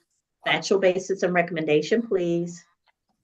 Yes, Your Honor. On or about December 13th of 2020, Officer Kendarius Mayfield was dispatched to 228 Morrow Road, Building 24, Forest Park, Clayton County, Georgia, in regards to a domestic disturbance.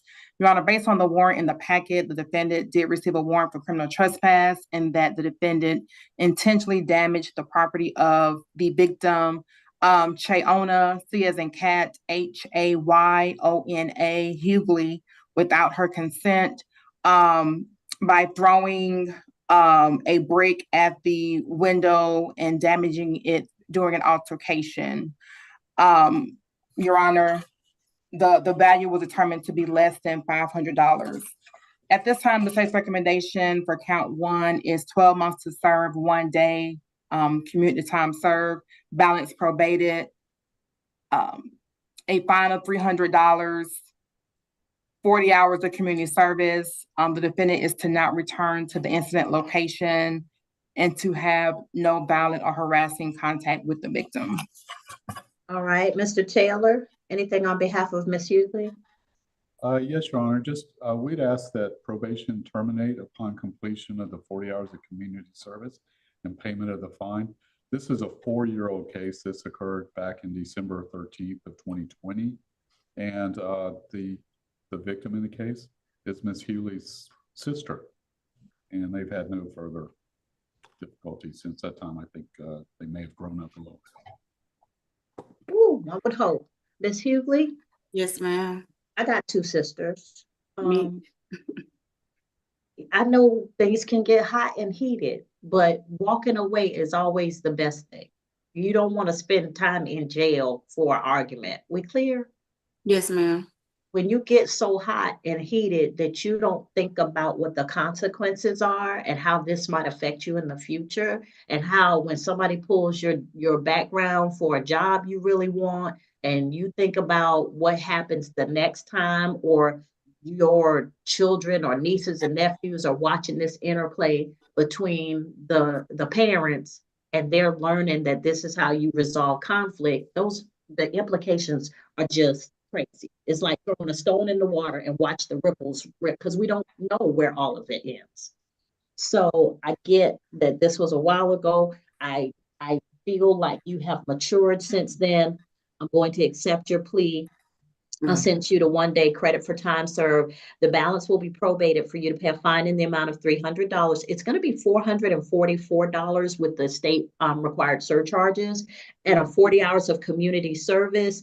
Pick a place that you feel good about. You know, the food banks always need somebody, or you know, like if there's a job assistance program or something that where you feel like you're making a difference, because that always makes the community service go a lot quicker. Okay. And it may need to lead to an ongoing, you know, relationship with some place where you can do a little good.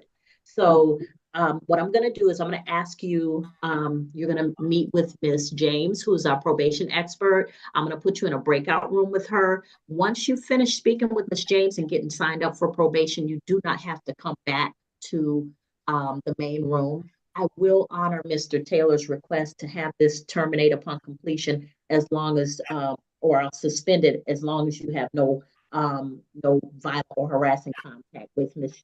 Chayona Hugley. You understand? Yes, ma'am. Okay. So once I put you in the breakout room, ask any questions that are specific to your situation. You must report as directed. But if the sooner you get the community service and the fine paid, then your probation can terminate. Okay. Okay, perfect. Yes, ma'am. All right. So I'm going to put you in the breakout room with Ms. James. And like I said, ask any questions that you might have, because she's knowledgeable about ways to make sure that you successfully complete probation. Okay. Yes, ma'am. Thank you so much, Ms. Hayward. All right. Thank you so much. Okay. All righty.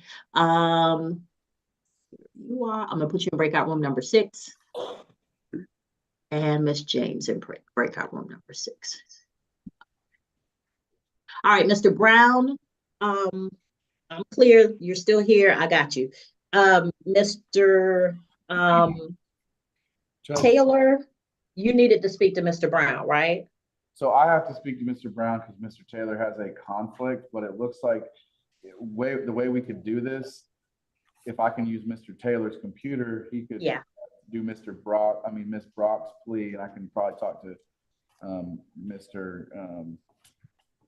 Brown quickly on. Okay, Mr. Taylor has Miss Brock. That's yes. Okay, so Mr. Taylor, you can come up and do Miss Brock.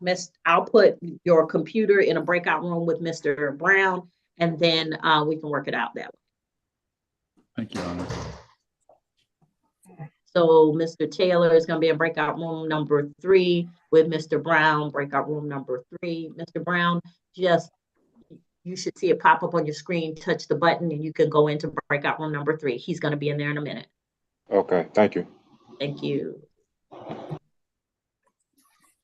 right, and Lucky Miosha Brock. You can see the judge up there. Yes, ma'am. Yes, sir. I'm sorry. Ms. Brock, raise your right hand for me. You solemnly swear or affirm any testimony you give in this matter will be true. Yes, I do. All right, you can put your hand down. Good to see you again, Ms. Brock. Well, not good to see you here, but good to see that you're okay. You shaved your head. I like it. I did that too. I did it probably about 6 years ago. But it's freeing, I tell you. So Ms. Brock, you're before the court for criminal trespass on case 2024 CR 07371. Raise your right hand. Oh, I already did that. So, Mr. Taylor, what is your client plea to the offense before the court? Your Honor, Ms. Brock pleads nolo to the offense of criminal trespass. Okay. And Ms. Brock, you understand what we're doing here, right? Yes. All right. You were able to ask Mr. Taylor any questions that you might have? Yes. Okay. All right. So if at any point you don't understand what's going on, stop me and ask me whatever questions you need to ask, okay? Okay. All right. So by entering the plea of nolo, you give up the right to go to trial. You give up the right to have the state prove the case against you beyond a reasonable doubt. You give up the right for the court to consider you innocent. You give up the right to present evidence and testimony on your behalf, to not incriminate yourself or present evidence against yourself. And if you're not a United States citizen, a plea of guilty or no contest could negatively impact your immigration status. Do you understand all of these things? Yes. All right, factual basis and recommendation, please. Yes, Your Honor. On or about August the 19th of 2024, Officer Cassandra Parker responded to 6000 North Terminal Parkway, Atlanta, Georgia, 30337, regarding the defendant who was outside of door N3 through N4, laid out on a bench, sleeping. Upon Officer Parker's arrival, it was determined that the defendant had previously been issued criminal trespass warnings. Specifically, one was issued on January the 11th of 2024, case number 240118049, and then another one was issued on July 10th of 2024 under case number 24-192-8038. At that time, the defendant was arrested for a criminal trespass violation. Again, Clayton County, Georgia. Your Honor, for count 1, the state is recommending 12 months to serve, 30 days, balance suspended, and the defendant is to not return back to the incident location. All right, Mr. Taylor. Your Honor, I've spoken with Ms. Brock and I've informed her that the airport is tightening down on the folks staying at the airport unless they have official business. And she's aware of that now. And hopefully we won't be seeing each other sometime soon. Ms. Brock, you know you come see me a lot, right? Yes, ma'am. And as much as I think you're a wonderful person, I don't like seeing you in jail. Yes, ma'am. So I want you to remember that yeah, we're getting feedback from Mr. Taylor's computer. Mr. Lynch, did you want to go into one of the conference rooms?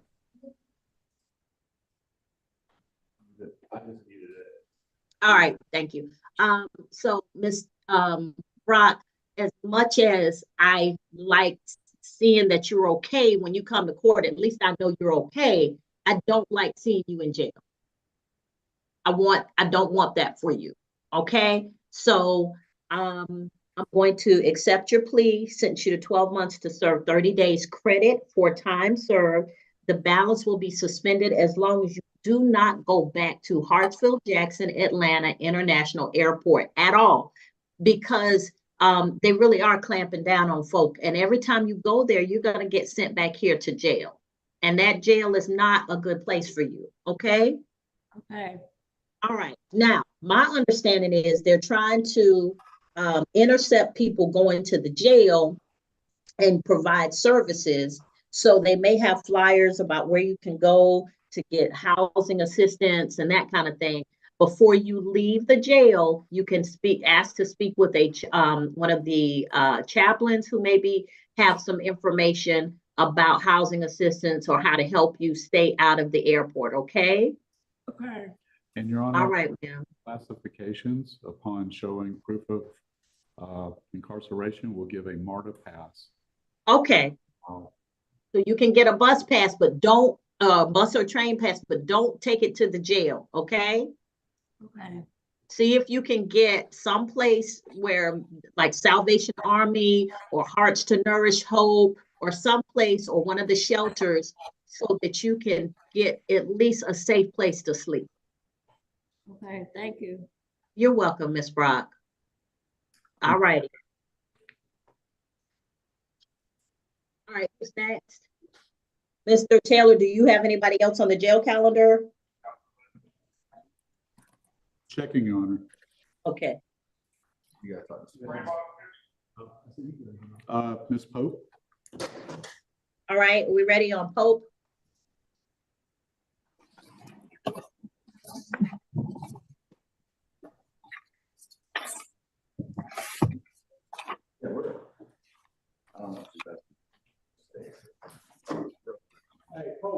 Your Honor, I did want to ask Ms. Hagler if she would consider suspending the fines for Ms. Pope in lieu of the fact that Ms. Pope has spent 30 days in custody between the Clayton County Jail and where she was arrested and brought here.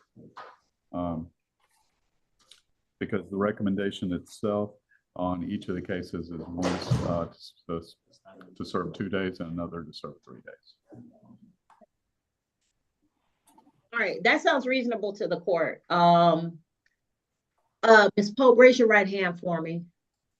You solemnly swear or affirm any testimony you give in this matter will be true? I do. All right, you can put your hand down. So Ms. Pope, you're before the court for 2 cases. The first is 2021 CR 07991 for driving under the influence, count 1, and improper lane change, count 2.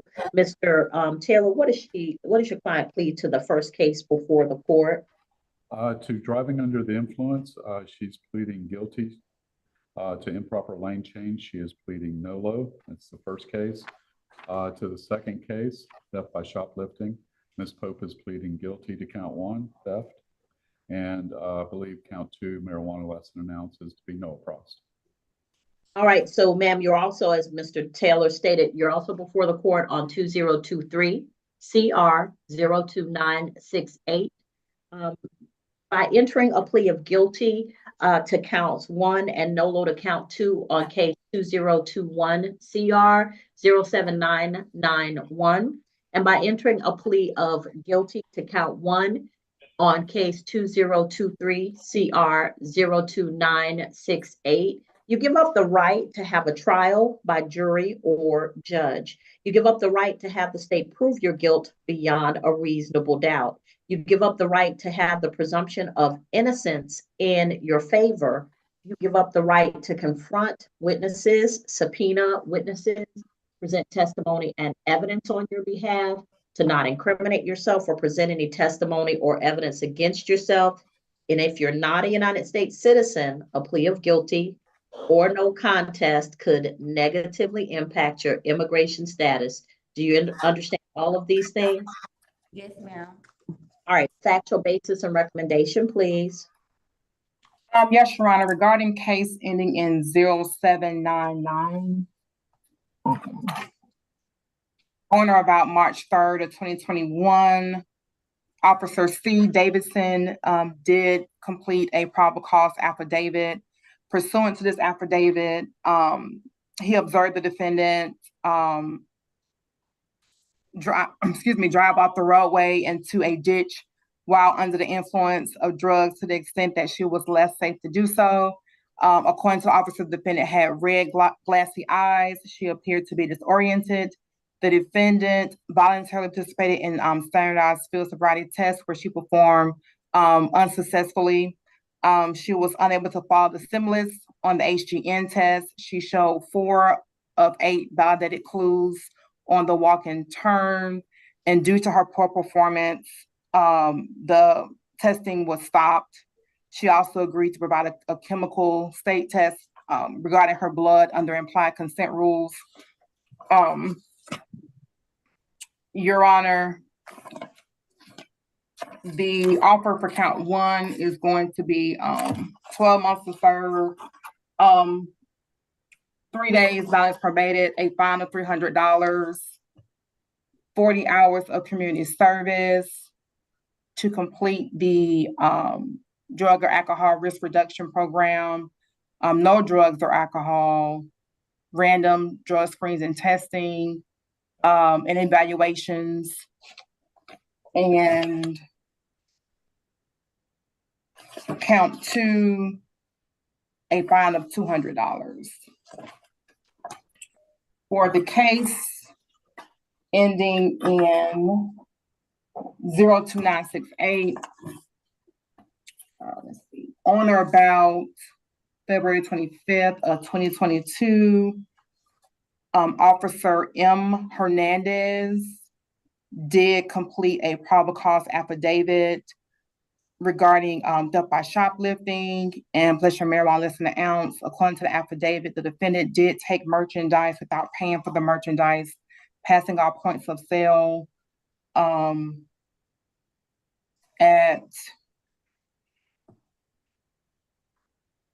While conducting a vehicle search, the officer found a pink small bag.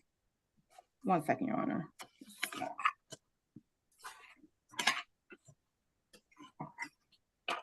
The officer was dispatched to the Family Dollar located at 50 Highway 138 Southwest, Clayton County, Georgia. There, the defendant was found to have stolen several items valued at $244.60. Upon the search of her person, the defendant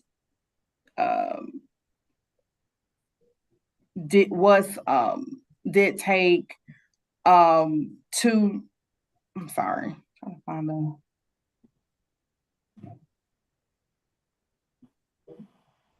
did take several items from Family Dollar. And so, Your Honor, at this time, the state's offer is going to be, this is her second in life, so 12 months to serve, 30 days, credit for time served, balance probated, a fine of $500. The defendant needs to complete the theft prevention course, 40 hours of community service, and to not return to the incident location, which is Family Dollar. And count 2 is going to be NARPROS. That specific address for Family Dollar is 50 Highway 138 Southwest in Riverdale, Georgia, 30274. Mr. Taylor, Yes, Your Honor. anything else on behalf of Ms. Hope? The sentence recommendation, as Attorney Hagler read, said 12 months to serve 30 days. The recommendation I received was 12 months to serve 1 day. For the Family Dollar, For the Family Dollar theft by shoplifting, that's correct. is there a statutory requirement for more time since this is a second? There may I said 1 day. You said 30 days, but. Oh, I'm sorry. Yes, That's 1 okay. day. My apologies. if there is, I believe it's in the neighborhood of 10 days, which Okay. Ms. Pope has spent in custody. All righty. Ms. Pope, how old are you, ma'am? 36. Do you have children? Yes, ma'am. Where are your children? In Americus, Georgia. With your mom? Yeah, my uncle. Ms. Pope, let me tell you something. People in your family take on your children to keep those children out of the system because they love them, but nobody wants to. I'm gonna just be honest with you. If your uncle has already raised his children, he don't want your children. He wants you to get your life together and get your children back. Your children don't want to be with your uncle. They want their mama back. And you've let drugs take over your life, and you got to start fighting back. You got to start fighting to get your life back. Don't have no more children because it's unfair to them, because you're not going to raise them. They're down in Americus, Georgia with your uncle. We clear? Yes, ma'am. You're doing them a disservice. How many children do you have? 4. How? 4? Yes, ma'am. How old are they? My oldest 17, 15, 13, and 11. So all of those children are old enough to know how you're failing them. Yes, ma'am. I ask God to forgive me. No, forget God. Not forget God, but that's on the other side. He's going to forgive you anyway. That don't have nothing to do with you need to ask those children to forgive you. He's going to forgive you anyway.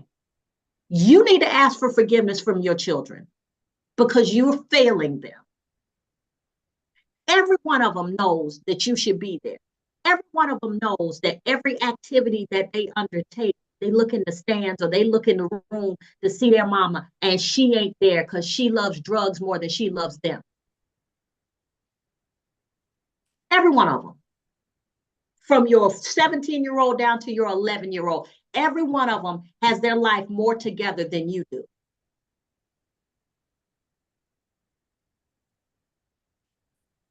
And every one of them is walking through this life. They didn't ask to be here. You brought them here and you abandoned them. Every single one of them.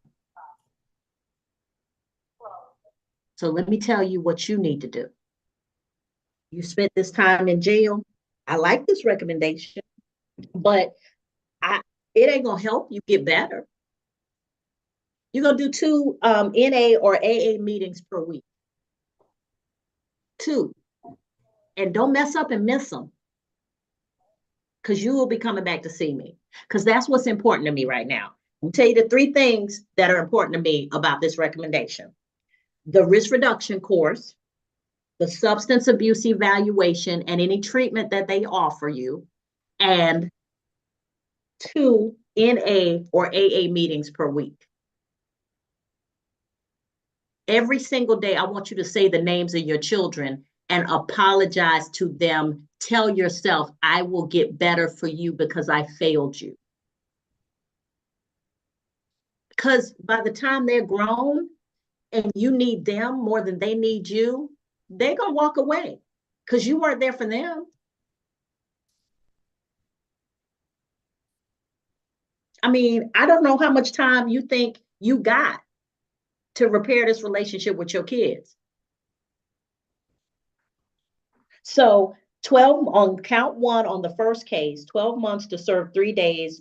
Balance will be probated for you to pay a fine in the amount of $300. That's going to be $444. I'm less concerned about the money.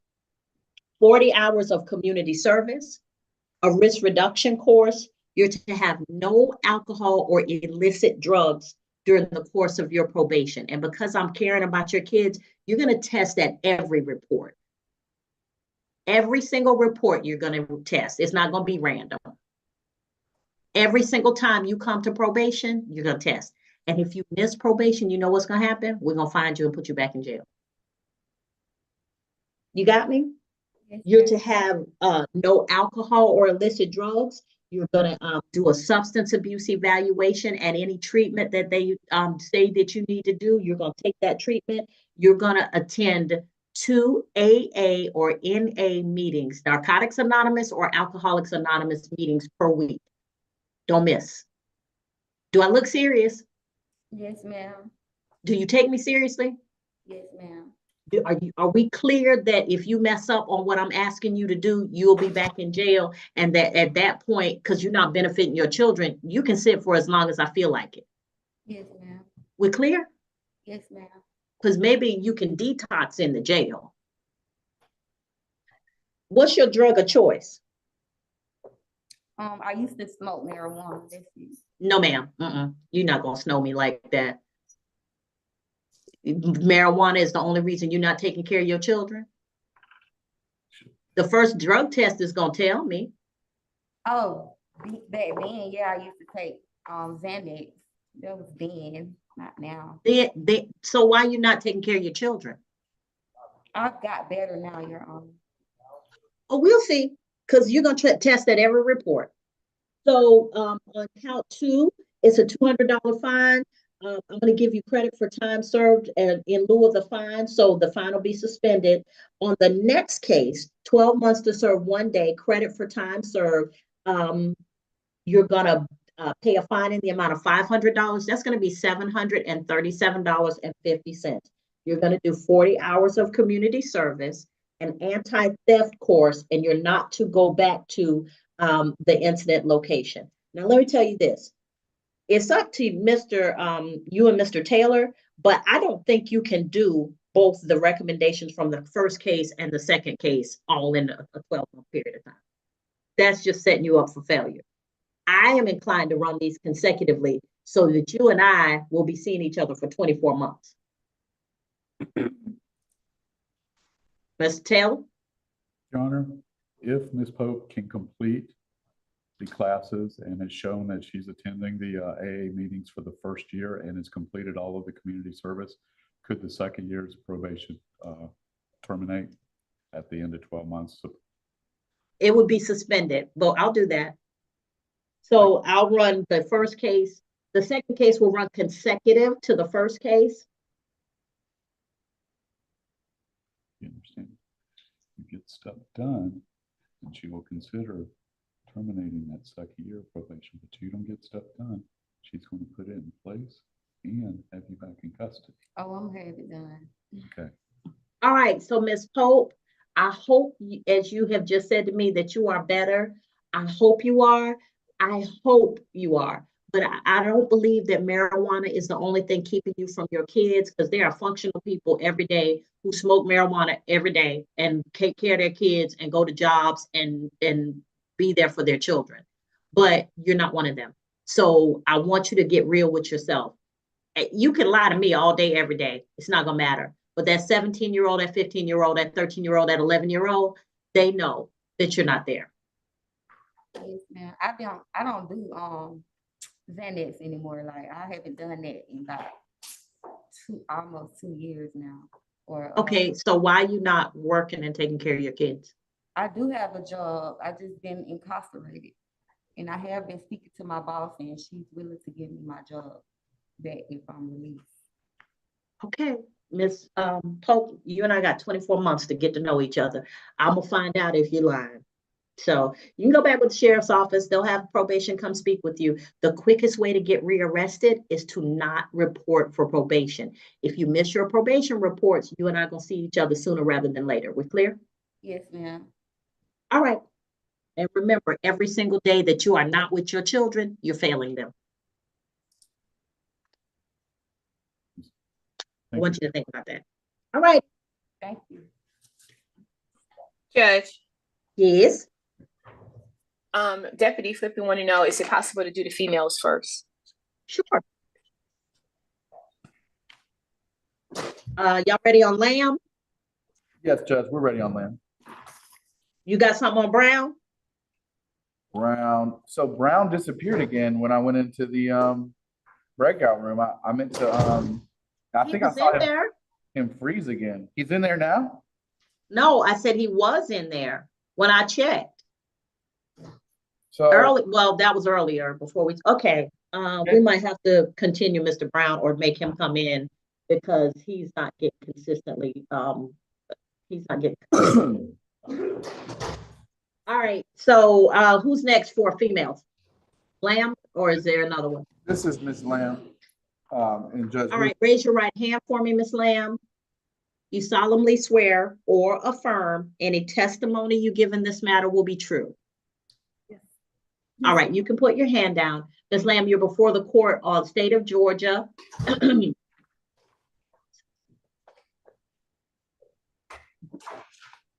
State of Georgia versus Erica Lamb, 2024 CR 07407 for criminal trespass. You're represented by Attorney Lynch, the law firm of Lister, Holton, Dennis.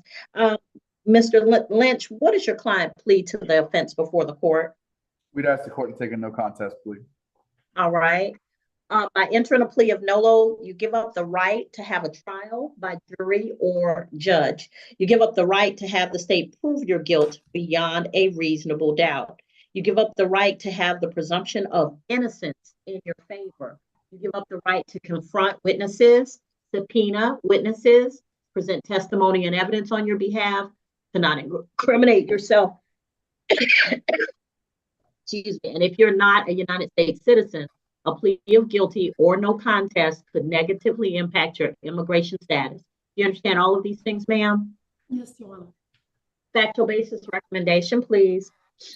Yes, Your Honor. On or about August the 27th, 2024, Officer Edward Rabb, R-A-B-B, was on foot patrol inside of the atrium at 6234 Spine Road, Atlanta, Georgia, 30337.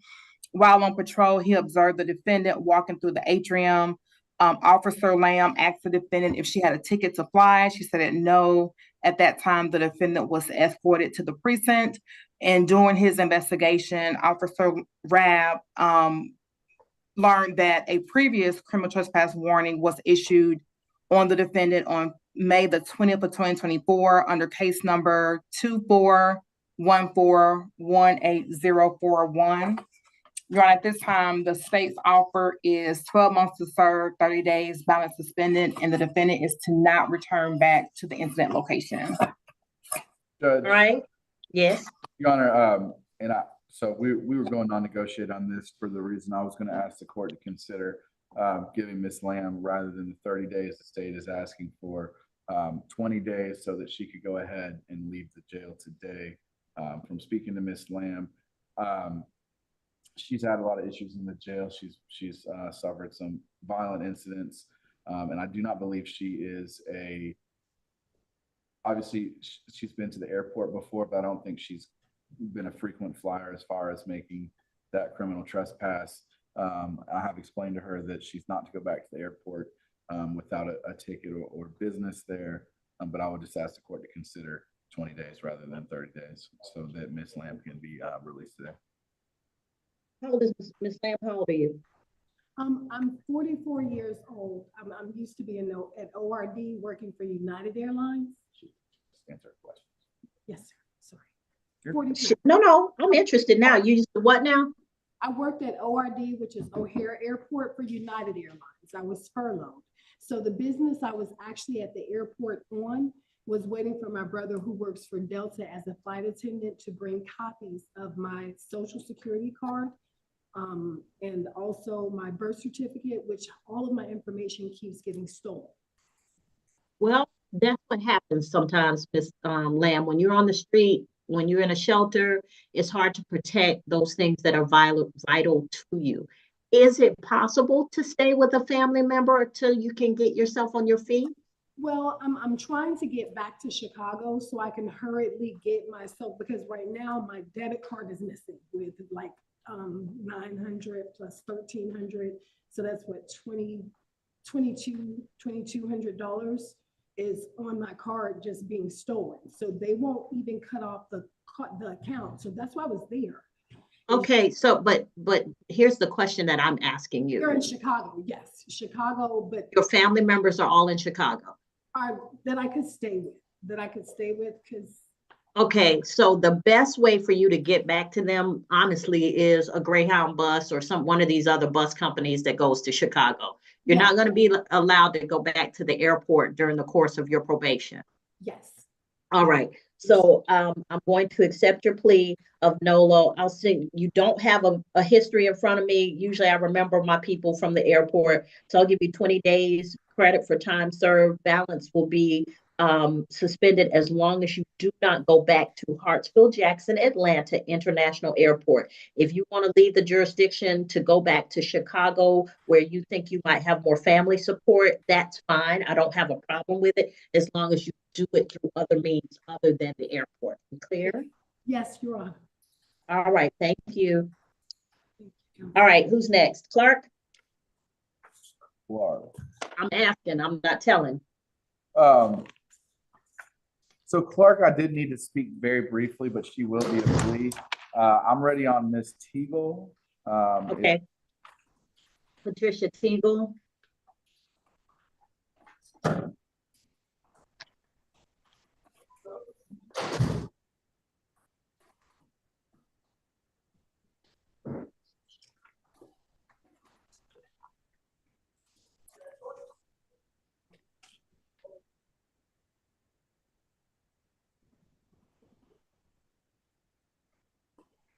Case numbers for Marcus Smith's cases. They're on the calendar, but I may not understand. Apparently, he had more than one case. Oh, I don't. Yeah, I'm not aware. All right, raise your right hand for me, Ms. Teagle. Do you solemnly swear or affirm any testimony you give in this matter will be true? Yes. You can put your hand down. So you're before the court, Ms. Teagle, on 2020 CR 00998 on driving under the influence, 2 counts of false name, address, or date of birth. And this is an emergency motion to modify bond. Mr. Lynch, talk to me. Well, Judge, we were actually going to go forward with a non-negotiated plea, as I had. Okay. All right. What is your client plead to the offenses before the court? Judge, she pleads guilty to count 1. We'd ask the court to take no contest pleas to counts 2 and 3. Okay. By entering a plea of guilty to count 1 and NOLO to counts 2 and 3, you give up the right to have a trial by jury or judge. You give up the right to have the state prove your guilt beyond a reasonable doubt. You give up the right to have the presumption of innocence in your favor. You give up the right to confront witnesses, subpoena witnesses, present testimony and evidence on your behalf, to not incriminate yourself or present any testimony or evidence against yourself. And if you are not a United States citizen, a plea of guilty or no contest could negatively impact your immigration status. Do you understand all of these things, ma'am? Yes, ma'am. All right, factual basis and recommendation, please. Yes, Your Honor. On or about January 23rd of 2020, at 5210 Highway 42 at the BP Food Mart in Ellenwood, Clayton County, Georgia. Officer R. Jackson was dispatched to the location to investigate a DUI. Upon his arrival, he met with Lieutenant W. Thrift, who advised him that he observed the defendant sleeping in the driver's seat of her 2004 vehicle, Nissan Terra vehicle. Lieutenant Thrift said that the windows were down and that the defendant was being rained on. The defendant, Officer Jackson asked the defendant if she would consent to standardized field sobriety testing. The defendant agreed. And during that time, the officer observed the defendant had bloodshot eyes, watery eyes, and slurred speech. Also, the defendant admitted to drinking.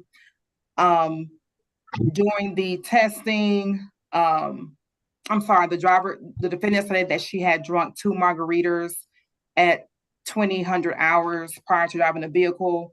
The officer conducted several standardized testing for the HGN, the officer observed 5 of 6 clues for the walk-in turn. He observed 4 out of 8 clues. And then for the one-leg stand, he observed 3 out of 4 clues. So based off of that, those clues, the defendant was arrested for the offenses. At this time, Your Honor, for count 1,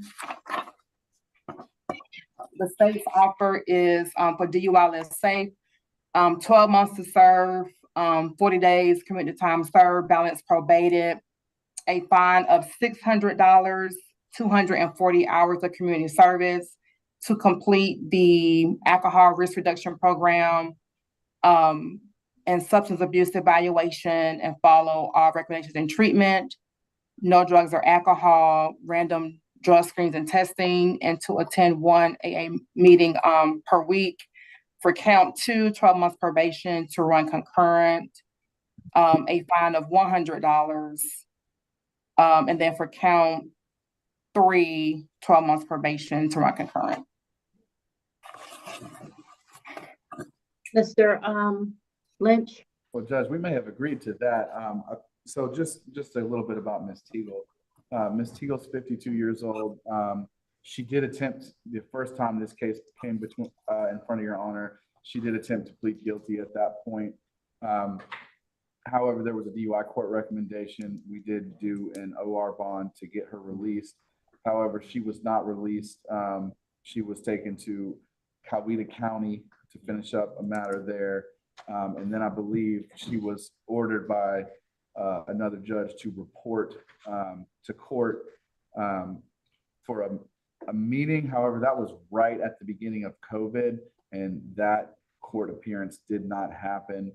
From speaking to Ms. Teagle, she did make, we're not excusing the lack of follow through that may have occurred, but she did make significant efforts. She attempted to apply to the Coweta DUI court program. However, they said they were not accepting people during COVID. She did try to reach out to the courts. She didn't talk to the correct person. She probably should have reached out to our law firm, and she understands the mistake that she made there. However, so eventually, even though she had reached out about court dates, eventually she was scheduled for a court date, and she bench warranted, Judge. So initially, when she was initially arrested on this charge, she spent at least 50 days in jail, or I'm sorry, at least 45 days in jail before she even entered a plea. She signed plea paperwork to plead to it at that point. Since being arrested on the bench warrant, she's been here for another 30 days. So I believe she's done, around 80 days, if not more time in custody for this case. And I know that the initial DUI court recommendation was because of it being a 2nd and 5. However, I believe that was almost within the previous DUI conviction was from 2016, I believe. It was just barely 5 years. So, Judge, honestly, with the recommendation that the state made, we will ask the court to essentially follow it because it does track the mandatory minimums for a second conviction. That is with the exception of, I guess, the AA meeting. But just more about Ms. Teagle. She, since that being released, she hasn't had any arrests. She got picked up on a traffic stop of someone else's vehicle where she was identified as having a warrant. She got a job at it's a warehouse, Dollar General, or what are the dollar stores? I work at Dollar General Warehouse. Dollar General Warehouse, where she's a manager. Her daughter, Jakari Teagle, is here as well. So, Judge, Ms. Teagle is taking responsibility. She was cooperative with the arresting officers, and she doesn't have a current substance abuse problem, or she's willing to take the substance abuse evaluation as mandated, but she's, we don't even think she would have been a great candidate for DUI court. But we would just ask that the court essentially issue a fair sentence that takes in consideration the time that she spent in custody already.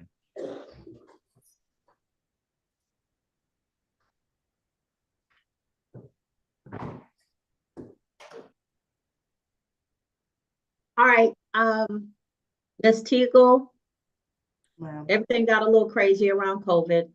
I'm going to accept your plea of guilty to count 1, counts 2 and 3. Accept your NOLO pleas. Count 1, 12 months to serve 40 days, credit for time served, balance probated, for you to pay a fine in the amount of $600. That $600 fine is going to be closer to $1,000 because of the enhanced fees that come with the DUI conviction. 240 hours of community service, a risk reduction course, and substance abuse evaluation and any treatment that they order. You're to have no alcohol or illicit drugs during the course of your probation. You're subject to random screens for alcohol and drugs, and you'll take 1 AA or NA meeting per week. Count 2, 12 months probation to run concurrent with count 1 and $100 fine. Because of the amount of time that you've done in jail, I'll suspend the $100 fine for credit for time served. On count 3, 12 months probation to run concurrent with count 1.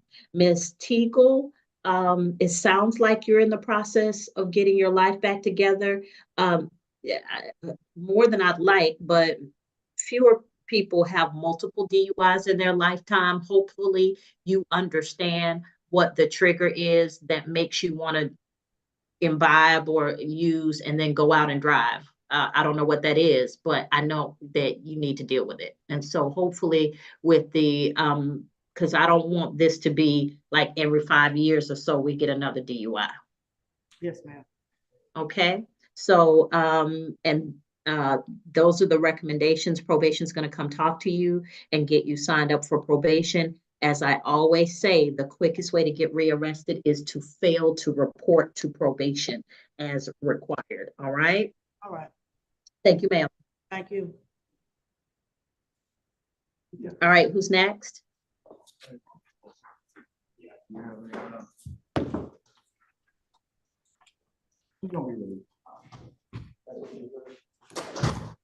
no, they won't be right now. Be later on. So, Judge, no. Later on tonight. I don't hear you, Mr. Lynch. What you saying? So, I think I needed to just, I have a few more pleas that are almost ready to go. If I could maybe do a breakout with Ms. Hagler, and then I see that Mr. Brown is back on. If I can.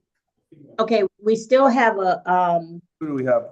Clark. we still have a couple of probation matters also. So this is what I have that is pending. Baker is Brock, it took a plea, I'm sorry. So Baker, Clark, Zah, Hambrick, Heath, Jones, Smith, Spence, Thomas, and Weldon.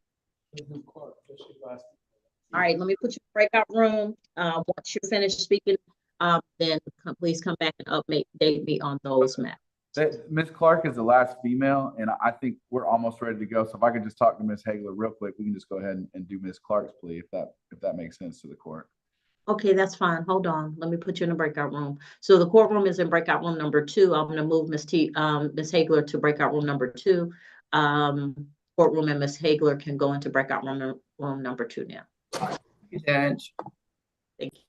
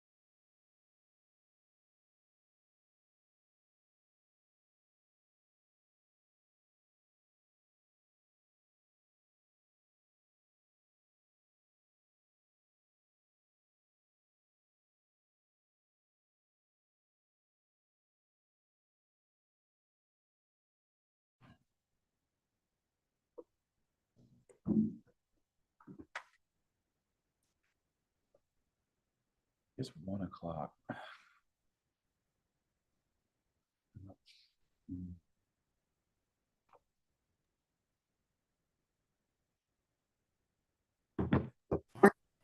All right, are we ready? Who's this? This is Ms. Clark. She's ready to go forward on negotiated plea. Raise your right hand for me, Ms. Clark. Do you solemnly swear or affirm any testimony you give in this matter will be true? Yes, ma'am. All right, you can put your hand down. Ms. Jada Clark, you're before the court on State of Georgia versus Jada Clark, 2024 CR 07413 for simple battery count 1, simple battery count 2, obstruction of an officer count 3, obstruction of an officer count 4, theft of services count 5. What is your client plead to the offenses before the court? Judge, she's going to be entering guilty pleas. To all of the offenses? Correct. All right, by entering a plea of guilty to count 1, 2, 3, 4, and 5, you give up the right to have a trial by jury or judge. You give up the right to have the state prove your guilt beyond a reasonable doubt. You give up the right to have the presumption of innocence in your favor. You give up the right to confront witnesses, subpoena witnesses, present testimony and evidence on your behalf, to not incriminate yourself or present any testimony or evidence against yourself. And Ms. Clark, if you're not a United States citizen, a plea of guilty or no contest could negatively impact your immigration status. You understand all of these things? Yes, ma'am. All right, factual basis and recommendation, please. Yes, Your Honor, on or about August the 5th of 2024, based on the probable cause affidavit that was issued by Corporal Lane. Corporal Lane was dispatched to a fight at Sports Cafe located at 8501 Terra Boulevard, Clayton County, Georgia. Upon Corporal Lane's arrival, she spoke with the complainants, Mr. Song, S-O-N-G, who is a store manager, as well as Miss Michelle Townsend, who is one of the bartenders. Upon his arrival, Mr. Song and Miss Townsend had the defendant restrained on the ground.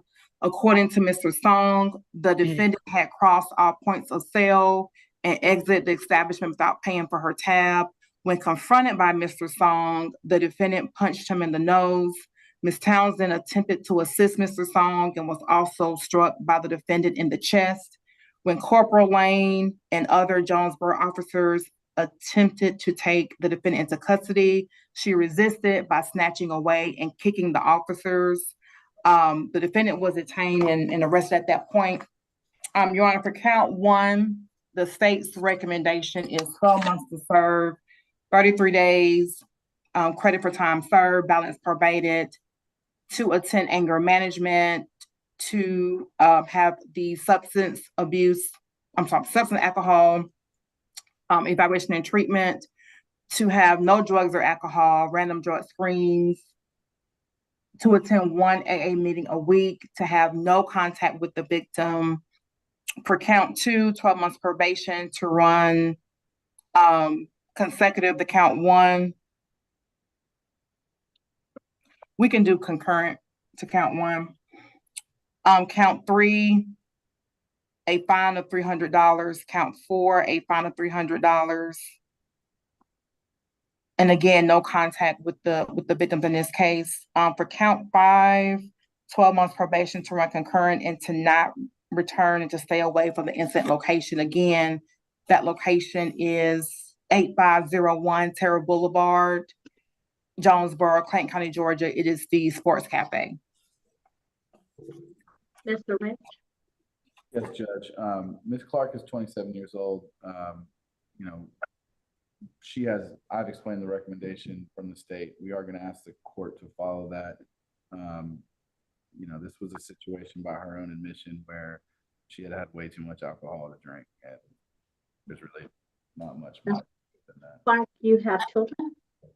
Ma'am, yes, I do. I have a 10-year-old. She'll be 11 next month. Okay, and where was your 10-year-old while you were turning up? My daughter was in Tampa at the time. Is she still in Tampa? Yes, ma'am. She's currently finishing out her 5th grade year, and then she's gonna come back up here for middle school. Are you prepared to be a parent? Absolutely. I just made a mistake and overdid it that night. You know, I was going through a lot, broke up with my boyfriend, and I just overdid it. I do take full accountability. Okay. Cause you broke up with a boyfriend, but you got yourself in jail and a success. I mean, children are expensive. I got a middle schooler. I got somebody who's just in just 6th grade. So I know how much it costs. I know how much the clothes cost because they grow out of them every 5 minutes. So if this is how you deal with hard times and breakups, this is not going to bode well, ma'am. No, ma'am. I just kind of overdid it, you know. I mean, I get overdoing it. That's one thing, but overdoing it and wanting to beat everybody who talked to you, that's another thing. Wanting to walk out on your tab and not pay. You don't have any friends?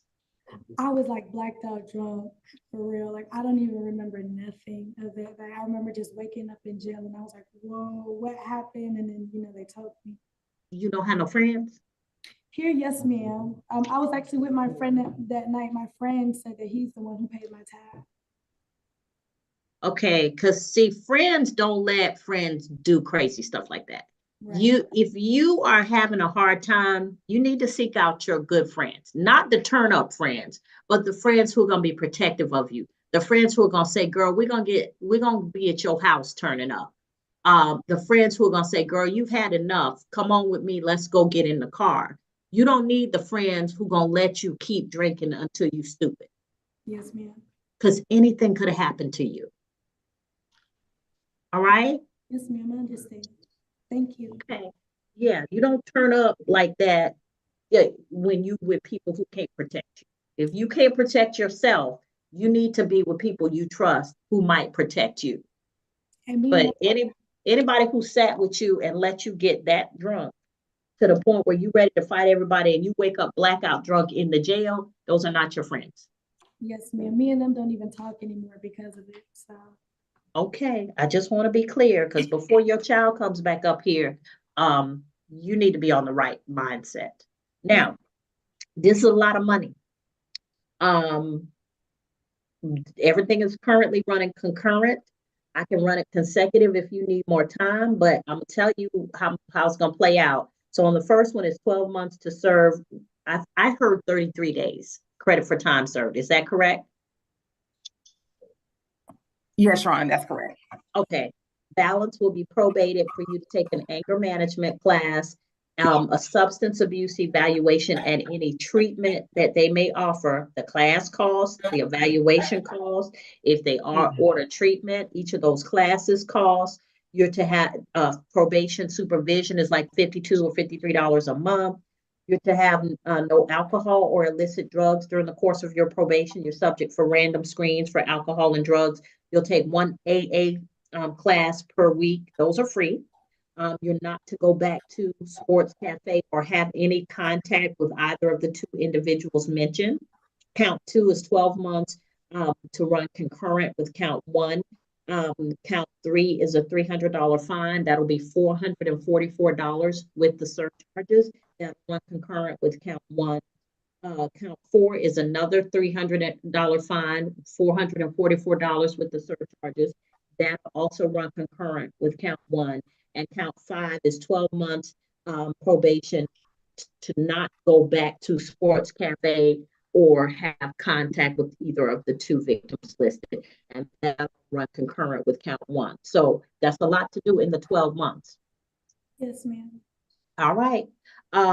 So you're going to meet with probation. Once you meet with probation, the most important thing for you to remember is if you fail to report to probation as directed, that is the quickest way to get rearrested and come back before me. We're clear? Yes, ma'am. How long do they take for me to report to probation? They'll give you all of that information when you meet with probation intake today. Ask Ms. James about any questions that you might have that would help you successfully complete probation. The probation officers that we have are here to help you successfully complete, okay? So if you're having any difficulties, please talk to them. Let me tell you, before your child comes back here for school next year, be done with all of this, please. Yes, ma'am. Please and thank you, because you don't need that influence on a middle school child. Absolutely, I agree. All right. And like I said, reevaluate your friendships. Yes, ma'am. Right. You go back to the sheriff's office. Thank you.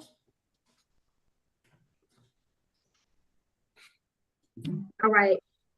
Who do we have next? Yeah, please. I mean,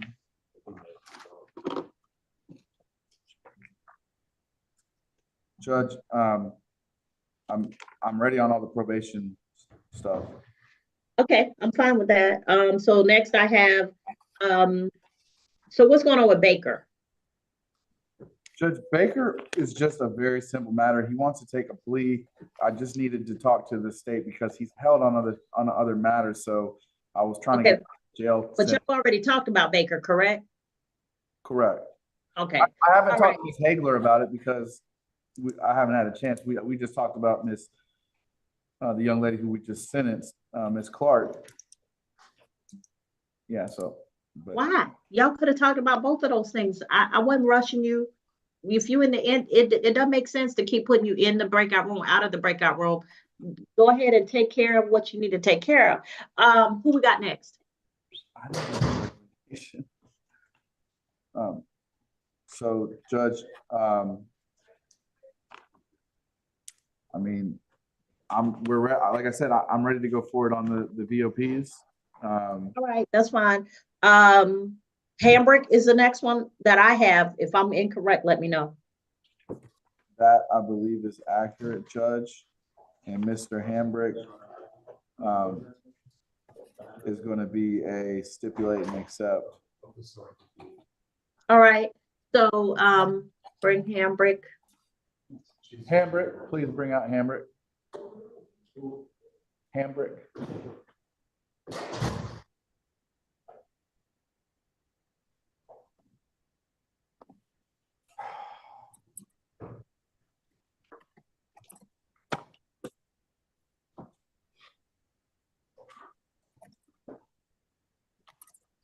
Has anyone said they've had issues logging on to Zoom with you? Today. Mr. Giovanni Thomas, this is Attorney Taylor. I sent you a chat message. If you could respond to that, please. All right, Mr. Hambrick, raise your right hand for me, please. Do you solemnly swear or affirm any testimony you give in this matter will be true? Yes, ma'am. All right, so Mr. Hambrick, you're on a petition for revocation of probation.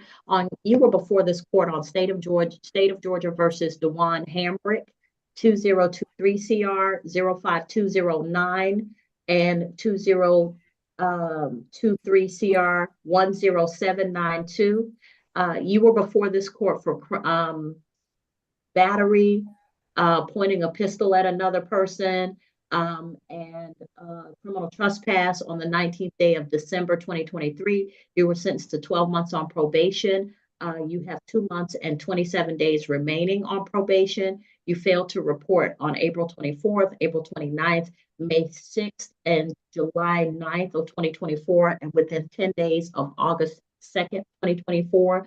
You last reported on April 10th. You failed to comply with counseling. You were directed to do anger management. You failed to comply with completing a gun safety course. You failed to complete 50 hours of community service. You failed to pay $1,080 and you're in arrears to that amount.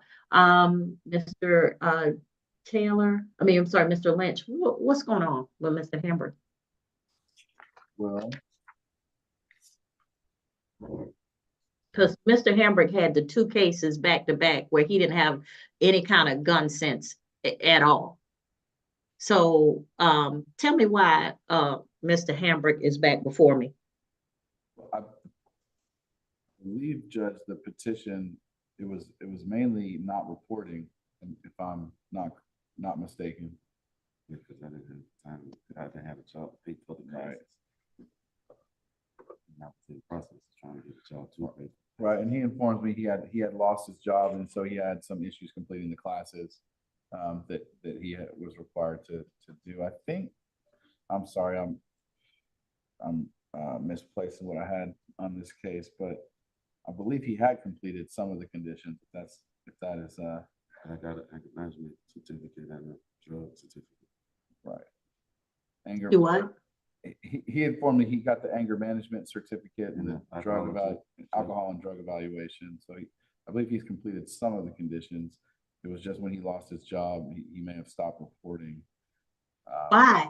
The quickest way to get, I don't understand why people don't understand. I'm giving you the cheat codes. The quickest way to get rearrested is to stop reporting. And that's the first thing people do. But I didn't say the quickest way to get rearrested is to not pay. The quickest way to get rearrested is to not perform. I said to stop reporting will guarantee an arrest. Am I speaking a different language? I'm giving y'all the way to stay out of jail, and nobody's listening to me. Mr. Hammer, how old are you? I'm 42 now. How long you gonna waste your life? I'm trying to be done with it now. I'm really No, sir. Anybody who spent a year not reporting, you had 12 months, you got 10. So that means you wasted 10 months. You wasted 10 months. I'm trying to get it together. People come before me and tell me any kind of foolishness. I said it before. Do I have boo-boo the fool written on my forehead? Please tell me. Because obviously y'all can see it and I can't. No, ma'am, you don't. I'm telling you how to stay out of jail. I'm telling you how to be successful at probation. I'm telling you what is important to me, that you become a person who knows that recklessly handling a gun is a bad thing. Yes. I'm telling you what is important in this situation, and you ignoring all of it. No. And then you're going to waste 10 months. I reported the first 2 months when I first got out. When I first got out Valentine's Day, Your Honor, I reported when I first got out, signed up for the probation. I reported in March. I reported in April. I just didn't report that 24th. I was reporting every 2 weeks. And my probation officer know I was reporting every 2 weeks when I first got out. I have to catch the bus down here. So not having a job, I didn't have the money. Then I'm trying to, get some money to pay to stay where I was staying at day by day. And then they end up moving. And I can't go with them because I got a probation here. And they was moving out the county back to the country. But I was reporting when I first got out. I was coming to see Officer Cheney every 2 weeks, up to the 4th, up to the 24th. And I was coming and I was explaining to her, like my job, I'm trying to get a job and work little odd side jobs, which I know how to do. Instead of trying to get a perfect job like the Church's Chicken, I can't work there. I've been banned from working up there. And that's all I was doing ever since before the stuff started. Then I was waiting for the Popeye's chicken to get built, and I can't rush them folks to build that job. It was being built from the ground. So I was reporting when I first got out. All the way up to April 24th. I didn't report. That's when, I wasn't just not missing because I'm trying to do right at my age. Like you say, I'm 42 years old. I'm not trying. I got kids. I got 2 of my older kids in Korea fighting in the war, whatever they doing over in the Army. I got a baby girl, 17 in November. She graduated in another year. I'm not trying to waste my life like that. That's why I was reporting and trying to do right. You got two charges back to back for mishandling a gun, and you're gonna come and tell me that you're not trying to waste your life. No, ma'am, I'm not trying to, but it's hard to explain the reason for that charge to happen, because I was at work when all this happened at my job. I was working there. For that pastor to be up there, I was up there trying to let the girl who was the GM know that you are still in time for me. That's a federal charge. And you working up under your mama's name. So she got the pastor to intervene to try to get me arrested so she won't lose her job. Because I had all type of evidence for her stealing my labor when I worked. Did you go to the police? That's what I was doing. But you had to wave your gun around first? No, ma'am.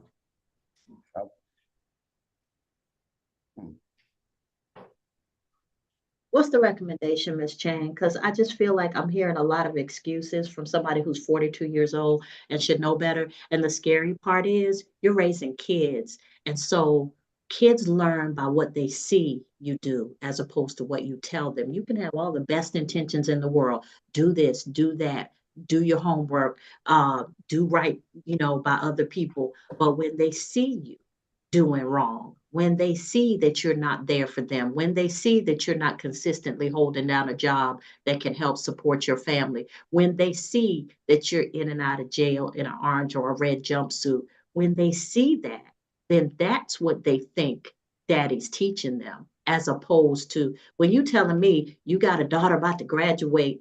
I'm not sure whether you're trying to get my sympathy or whether you're trying to make me mad, because if you got a daughter kind of trying to graduate, you should be at her games. You should be at her performances. If she does music, you should be at all of those. You shouldn't be messing around with the court system coming in and out because you're not doing what you're supposed to do. The one thing I asked you to do was to report. Okay. So you're not making good decisions, Mr. Hamber. You're just not. What's the recommendation, Ms. Chang? Your Honor, probation recommends that 30 days be revoked and credit from September 9th and close the case. Your Honor, if I may, he was released on this probation, on this sentence, December 21st of last year. But he was turned over to Cobb County December 22nd and was released from that jail on February the 14th of this year. So he was in jail during all of this? He was in jail from the time that he was sentenced until February 14th of this year. And then that's when he reported in February. He reported February 16th for his first report. So it wasn't just the cases he had in front of me. He had some stuff in Cobb also. Yes, ma'am. So you just gonna wait until you get all of that stuff, and now you gonna try and get your life together. Well, when I got the two cases that I came in front of you, Your Honor, I was already on probation before these cases came about. With the two. So you ain't had enough sense to know that you already had a case pending. You probably shouldn't pick up two more cases, and you went ahead and picked. See, I'm talking to you because once we finish with this case, I don't want to see you anymore, Mr. Hambrick. I'm just going to be honest with you. Yes, ma'am. But you liable to do something stupid and come back and see me again. And I feel like I'm failing people.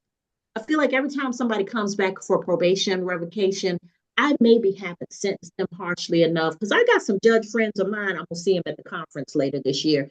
And when I say some of the scenarios that I have come before me, they were like, oh, well, you should have put them in jail initially for 8 months, 9 months, 6 months. So I was like, what do you mean? I'm not putting people in jail enough or for long enough? No, you're not. Because they keep coming back doing stupid stuff, even when you give them the cheat codes. But you will not see me again, Your Honor. I promise you that.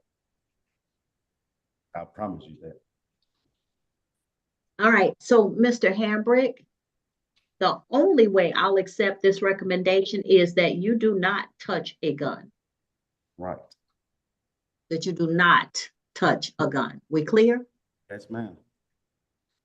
Yes, ma'am. All right. So I'll revoke 30 days. Case will be suspended as long as you have no violations of the laws of the state of Georgia and you do not have possession of a firearm.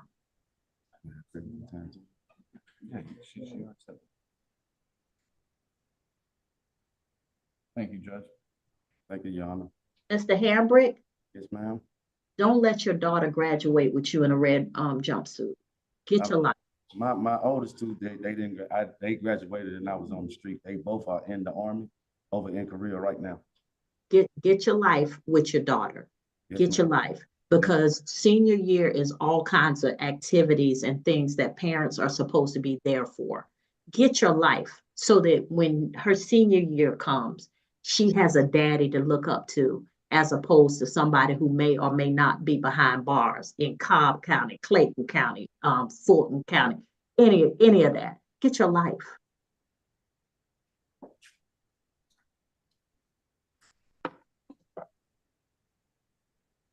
Because I'm tired of people, kids are trying to do it on their own. You parents are just screwing up and leaving these kids to try and figure it out on their own. How does she know if the guy she wants to go to prom with is a good guy, if her daddy is not there to look him in the face and threaten him with all manner of foolishness if he disrespects his daughter? How does she know? If you're not there when that dude comes to pick up your daughter, how do you know he's going to respect her?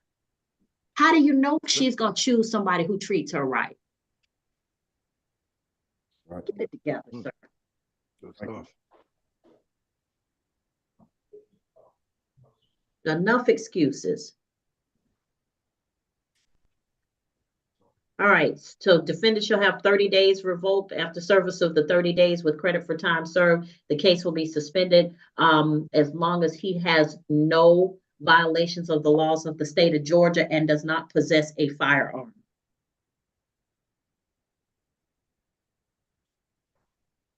You understand, sir? Yes, ma'am. Get it together, sir. I will. When next year comes around, I don't want to hear you was in somebody's jail. I want to hear that you were present for your child. Let her remember her senior year is one of the best years she's ever had because her daddy was present. You can go back with the sheriff's office. All right, thank you, Your Honor.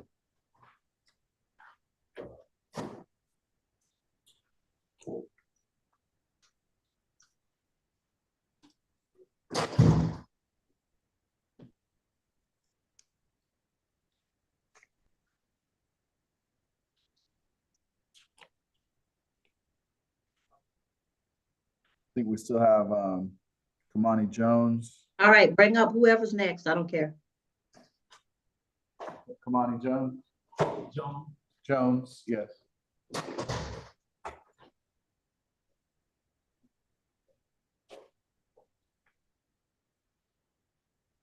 Your Honor, I have an announcement or a request rather for Mr. James Spence. All right. We ask that this matter be continued 1 week so that we can discuss the recommendation with the prosecutor in the matter.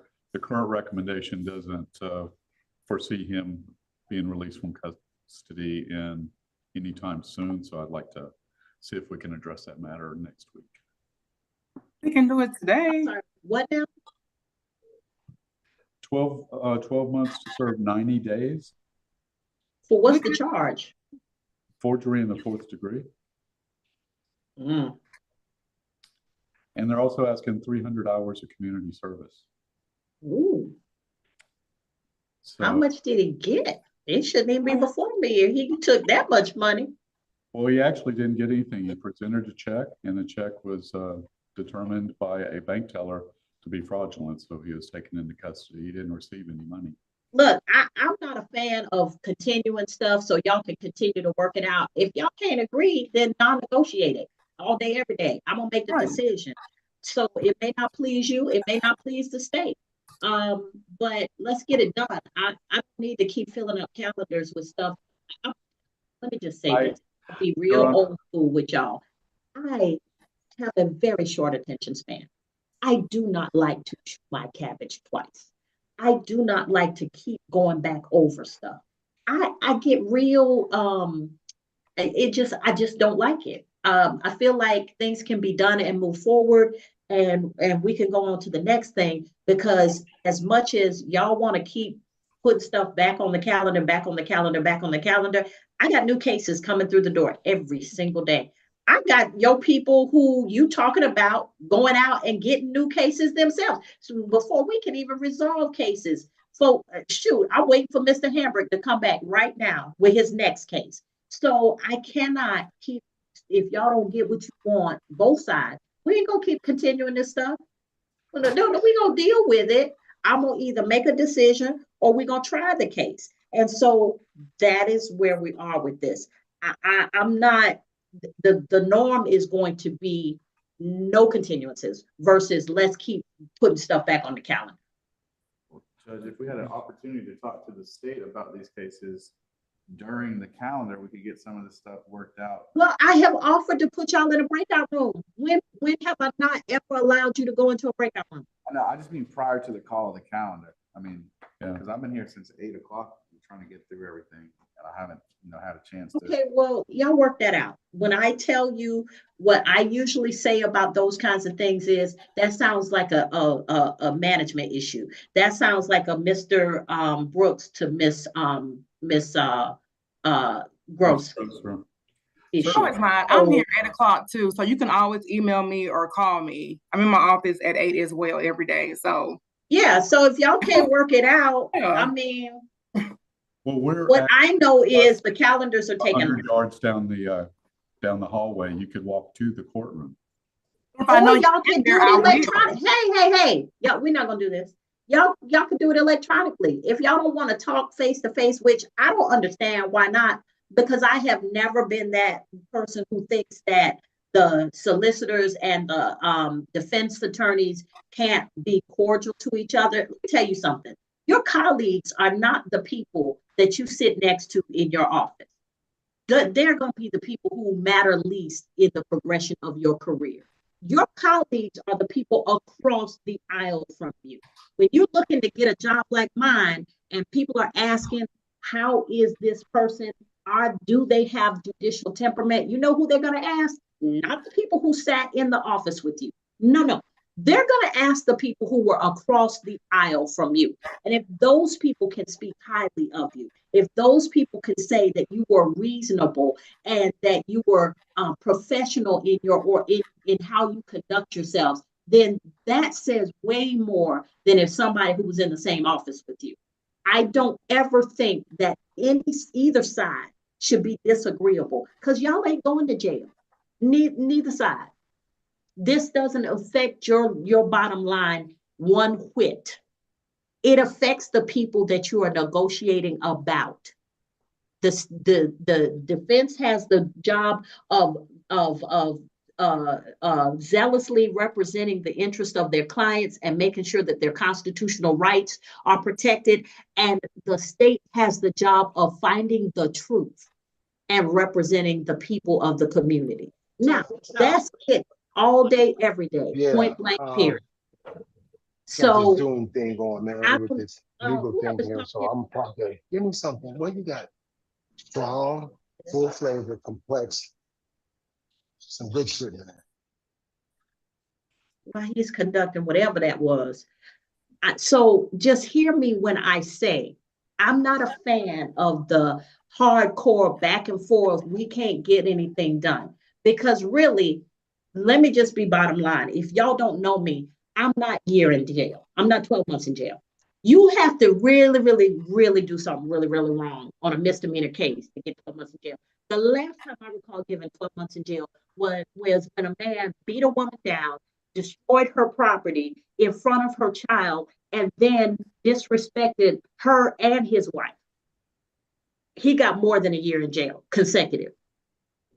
That's the kind of stuff I'm talking about, more than a year in jail. Because when I look at these cases, a lot of these cases, okay, whoever's on the iPhone, I muted you on purpose. Whatever you're doing, I don't want to hear it. We clear?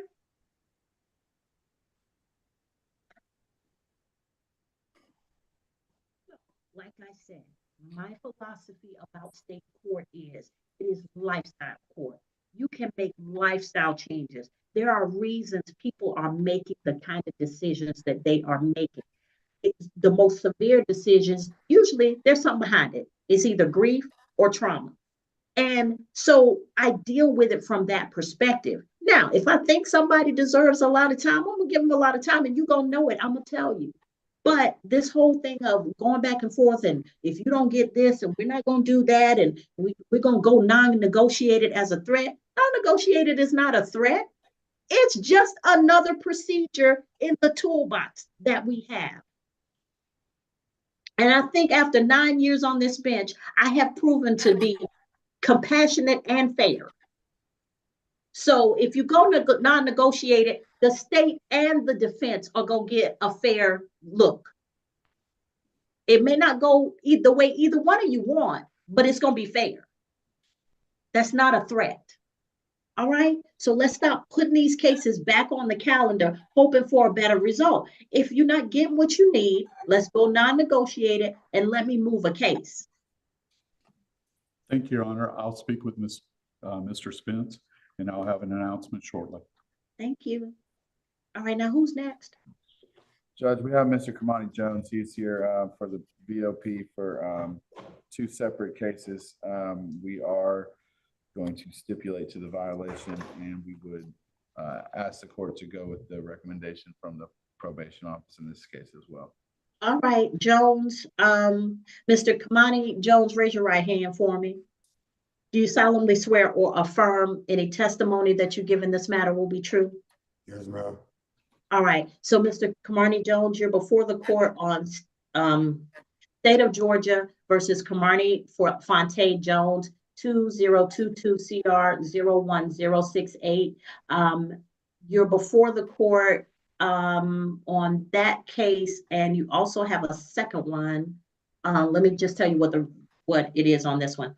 So you were before the court for driving under the influence of alcohol, no insurance, improper lane change on the 11th day of December 2023, and you were sentenced to 12 months on probation. You have 2 months and 18 days remaining, and your sentence was not told. This is your second hearing on this case. You have tested positive for alcohol on August 8th of 2024. You failed to attend your 1 AA or NA meeting per week. You last documented it on August 4th of 2024, and you failed to pay $120 in arrears. That's the first one. On the second case,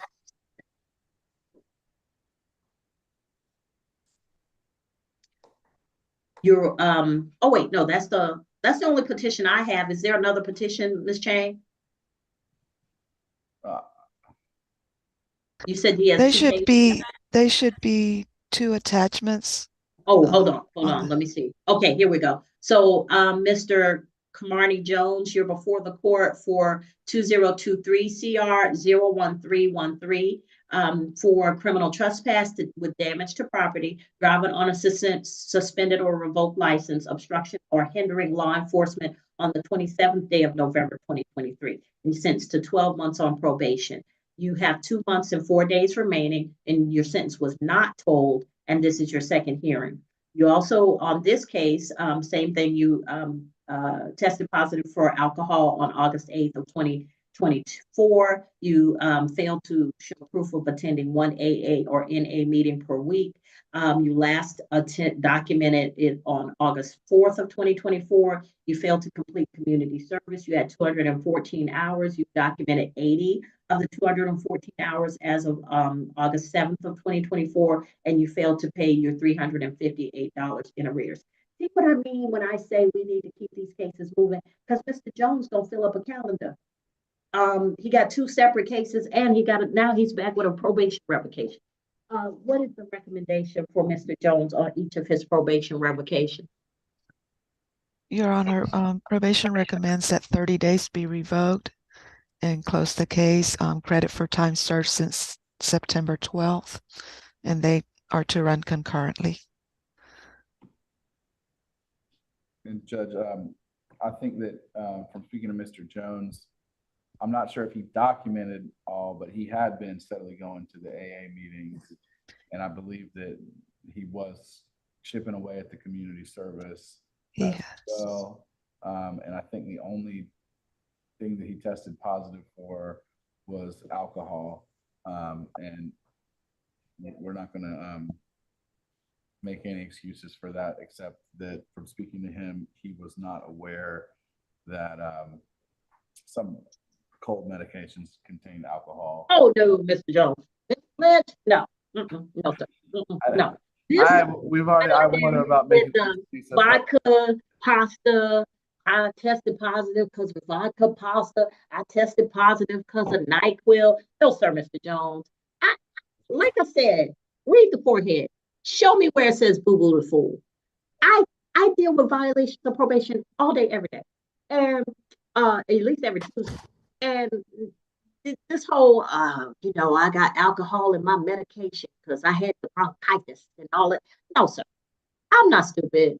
I respect you more if you just come ahead and say, yeah, I messed up. I had a drink. I expect you to drink when you're an alcoholic. You're an alcoholic. So I expect it. As my husband who said, who used to run a sober house, it was like, it's a disease. You know they're going to drink. I expect it. But what I don't expect is for you to think I'm stupid and lie to me. That's worse. The vodka pasta, the alcohol in the medicine, I ate a brownie, but I didn't know there was weed in it. Man, please. Oh, I wish y'all would just not, just really not. Mr. Jones, here's the problem I have though. I don't want you to go out and do the stuff that you've been doing. And the driving under the influence of alcohol, you're not changing because you're still drinking. And so I don't want you to think because you served 30 days that the cases that you have before me aren't serious. Tell me what your plan is. I'm actually, this is my second time in front of you. Yeah. And I've been sober since February 6th. When I got locked up, y'all violated me. This is my second, being honest. Now, I just came from Savannah. Me and my daughter were just taking this. I ain't did nothing. I got a good job. Did everything, my defensive job and my NAAA that you recommended. I've been doing everything that I'm supposed to do. Got my fines converted over. I'm doing everything I supposed. I got my LLC going, my EIN number. I'm on the right track, man. I didn't if I didn't know this, I didn't know, to be honest with you. I pride myself right now. I got the red chip, the green chip, the blue chip. I've been going to my AA, taking it one day at a time. I feel better, I'm moving better, I'm making better decisions. And I honestly didn't know, if I had known, I would I promise you, I did it. I don't. I got too much going on right now. The job that I'm working now, it took me 43 years to get the type of job, to make the type of money that I'm making legally, to be happy and do what I'm doing. How long have you spent in jail on this probation violation? Ma'am? How long you been in jail on this probation violation? Right now, 7 days, 6 days. Since September the 12th. On the first hearing, was it because he tested positive? Yes, Your Honor. I had drugs, on drugs and everything then. I was bad. I went out, I did a lot. He tested Go ahead. He tested positive, Your Honor, for cocaine, marijuana, and alcohol on February the 12th. And I haven't done anything since. That's what I'm trying, I got too much going on. I love my job. And I'm hoping and praying that I can still have my job when I get out. I took a long time for me to be at this position now. And if I didn't have no job and nothing like that, I'd okay. Okay, this is what I'm gonna do. He's been reporting. I'm gonna give him credit for time served for the 7 days he served, because I don't want him to lose his job. Yes, ma'am. But sir, we're gonna test at each report. Yes, ma'am. And let me just tell you, be honest with yourself, because you're not hurting me. It really, in the grand scheme of things, other than I have compassion for people who are going through stuff, it really is not going to affect me one way or the other. It's not going to affect Ms. Chang, Mr. Lynch. It's going to affect you. Do you have children? Yes, ma'am. I got a Do you want to be an effective father for your children? Yes, ma'am. Then you have got to make the decision that you're going to fight alcohol and drugs with everything in you. The reason the AA meetings are there is because you don't do it by yourself. You get a sponsor, you have some support, you have people who are going through the same things that you're going through. So when I tell you that this doesn't bother me, it doesn't hurt me, it hurts you. When you're not honest with yourself, it hurts you. When you don't pick up the phone and call your sponsor before you pick up a bottle, it hurts you. Yes, ma'am. When somebody says, man, you know, you almost done. You don't even have to worry about it. They ain't gonna know. It hurts you. And it hurts your kids because you're not an effective father when you're dealing with something like this. You can be an alcoholic and be a good father, but you got to be in recovery. I just feel that. Bottom line. Yes, ma'am. You will always be an alcoholic. It's like always having high blood pressure or diabetes, but you can fight it and live a good life if you're in recovery. If you don't fool yourself into thinking that it is not a condition that you have. It's a condition that you got. You're an alcoholic. But an alcoholic in recovery is a man who's handling things. You got me? Yes, ma'am. So I'm gonna give you credit for time served, give you these 7 days. I get that this is the second time you've been before me. I get that you're still having the substance abuse issues, but you're gonna return to probation and you are going to test at each report. Yes, ma'am.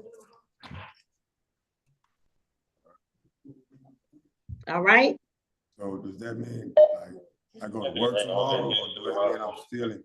Okay, I'm getting some interference. Does that mean what now? Am I going to work tomorrow, or? If they let you out. Yeah, thank you. I'm trusting you. Yes, ma'am. I'm trusting you to prioritize having a life and being a good dad before you prioritize the alcohol or the drugs. Yes, ma'am. When you make that decision, if you're struggling, call your sponsor. Yes, ma'am. Your Honor, I want to give him an appointment. I don't know if it's better for him to come tomorrow or Thursday. Give him Thursday. That way we'll make sure he's out, because I don't know what time the jail is doing was letting him out, and at least he'll have time to get home, get his stuff together, and then come in on Thursday. He can tell his job that he's going to be back in play. Yes, ma'am. So Thursday, September the 19th at 8:30 in the morning. Yes, ma'am. Is that good? Okay.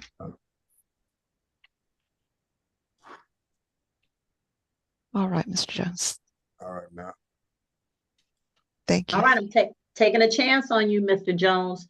Don't come back before me, sir. Unless you come into court to observe my court and to show me you doing all right, don't come back before me. Don't come back before me with new cases. Don't come back before me with violations of probation. Don't come back unless you're coming back just to say hi. All right, thank you, ma'am. All right. If I may, Attorney Ford is here for the CrossFit that we were going to put on the record. And I think he may have somewhere he needs to be. So I was just going to see if we can maybe go ahead and get that taken care of. I do apologize. I know it's in a slow morning. Okay, hold on.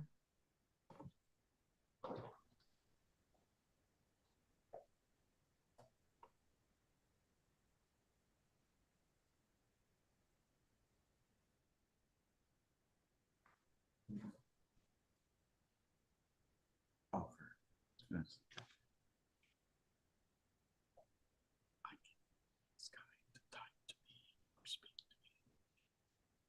All right, so I'm sending this over. I'm sorry they look so sloppy. I'm having trouble with my stylus, with my keyboard, but I'm getting it done. So we'll fix things. It's legible.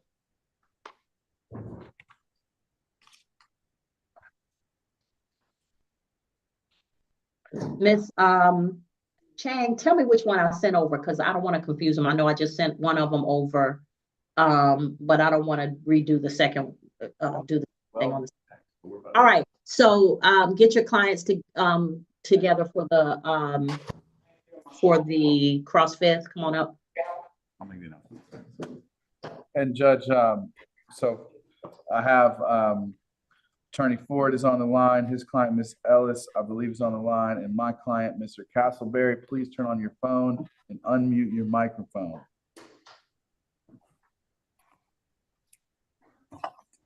So Ms. Chang, just send me an email about which one you got, so I'll fill out the second one the same way.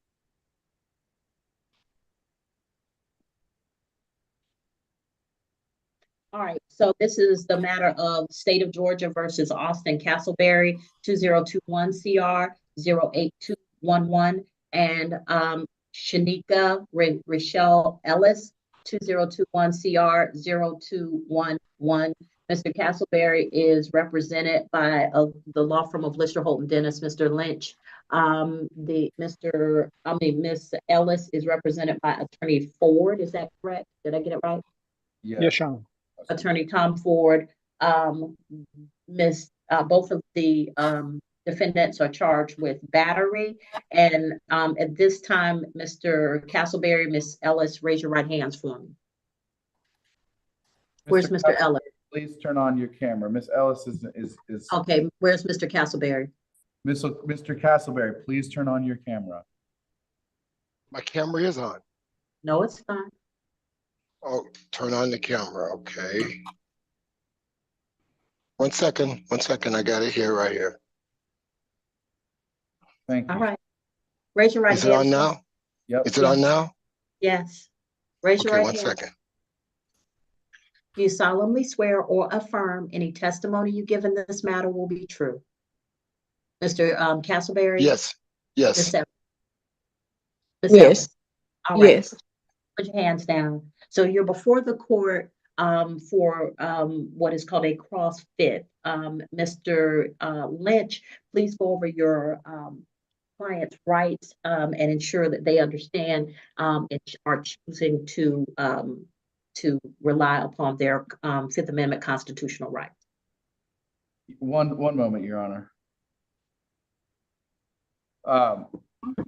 So Mr. Castleberry, do me a favor and put down the cigar. Yes, yes, it's done, sir. Continue, please.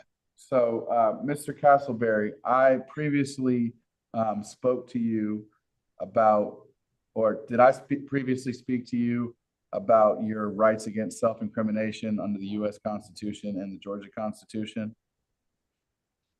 I believe you did, but if you can repeat it if you don't mind, so that I can have the clarity again. No, sir. We previously spoke about those rights, and do you? Mr. Castleberry, No, I'm just. Do you understand that you have the right to remain silent? Yes, yes. Nobody can make you testify.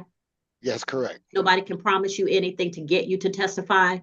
Yes, correct. You do not have to give any evidence or testimony at all or against yourself.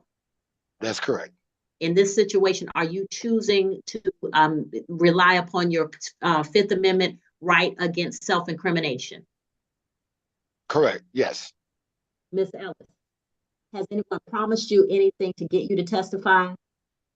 No, ma'am. Has anyone tried to force you to testify in any way? No, ma'am. You understand that you have the Fifth Amendment right against self-incrimination? Yes, ma'am.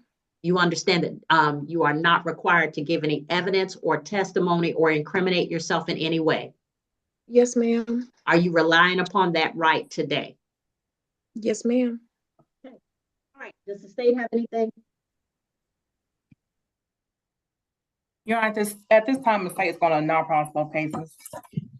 All right. So the court is going to grant the motion to null pros as to Austin Castleberry 2021 CR 08211 and Janika Rochelle Ellis 2021 CR 08211. Mr. Castleberry, Ms. Ellis, I don't know whether y'all gonna continue in whatever relationship y'all were in, whether y'all gonna walk away completely, but recall what got you to this situation. If y'all don't know how to effectively communicate with each other, get some help, go to counseling, because you're too old to do jail, both of you. It's not a good look for either of you. And if you don't know how to effectively communicate with each other, then you will not have a good relationship. Loving each other sometimes is not enough. Sometimes you need to make sure that you are talking to each other, that you're communicating with each other, that if you get angry with each other, you know how to do it the right way. We clear? Yes, ma'am. All right, because if y'all do this again, y'all coming right back to me. We clear?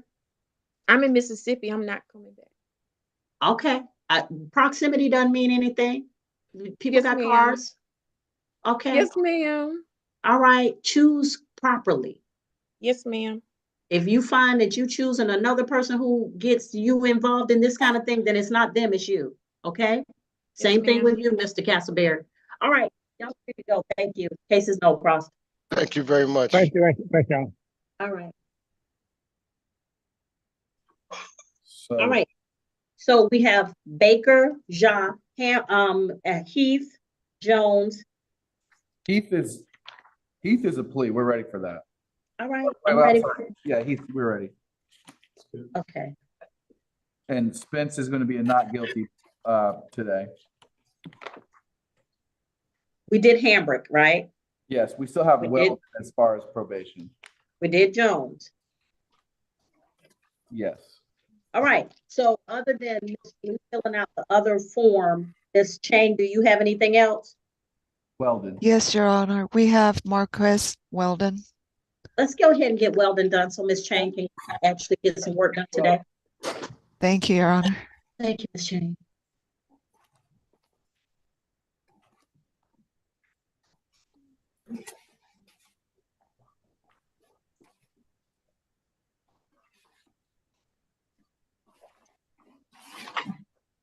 Your Honor, can you sound for Mr. Giovanni Thomas? He's on. I see him. Mr. Thomas, please unmute. Yes, ma'am. All right, Mr. Taylor, what you need? Mr. Thomas failed to appear at the September 9th calendar. He was having difficulty with Zoom, and I believe a bench warrant had been issued in his two cases. He is present today, Mr. Giovanni. Mr. Thomas. Yes, sir. Okay, you have turned on your camera. Your Honor, we respectfully ask that the bench warrant be recalled and he be put on later calendar. Mr. Thomas is currently attending school in Philadelphia, and he provided documentation of that as well as his reason for being unable to attend the hearing last week. Okay, what school? What school, Mr. Thomas? Philadelphia Technical Institute, Training Institute. What you learning? Say it again. What are you learning? I'm learning concrete construction, framing. Okay, all right. What are you asking me for, Mr. Taylor? Bench warrant recall. Did he change his address? About that, I looked up where to change my address. Me and my mother, we found an address from the court that they posted online, and I mailed my current address there, but I don't know if they've gotten it or not.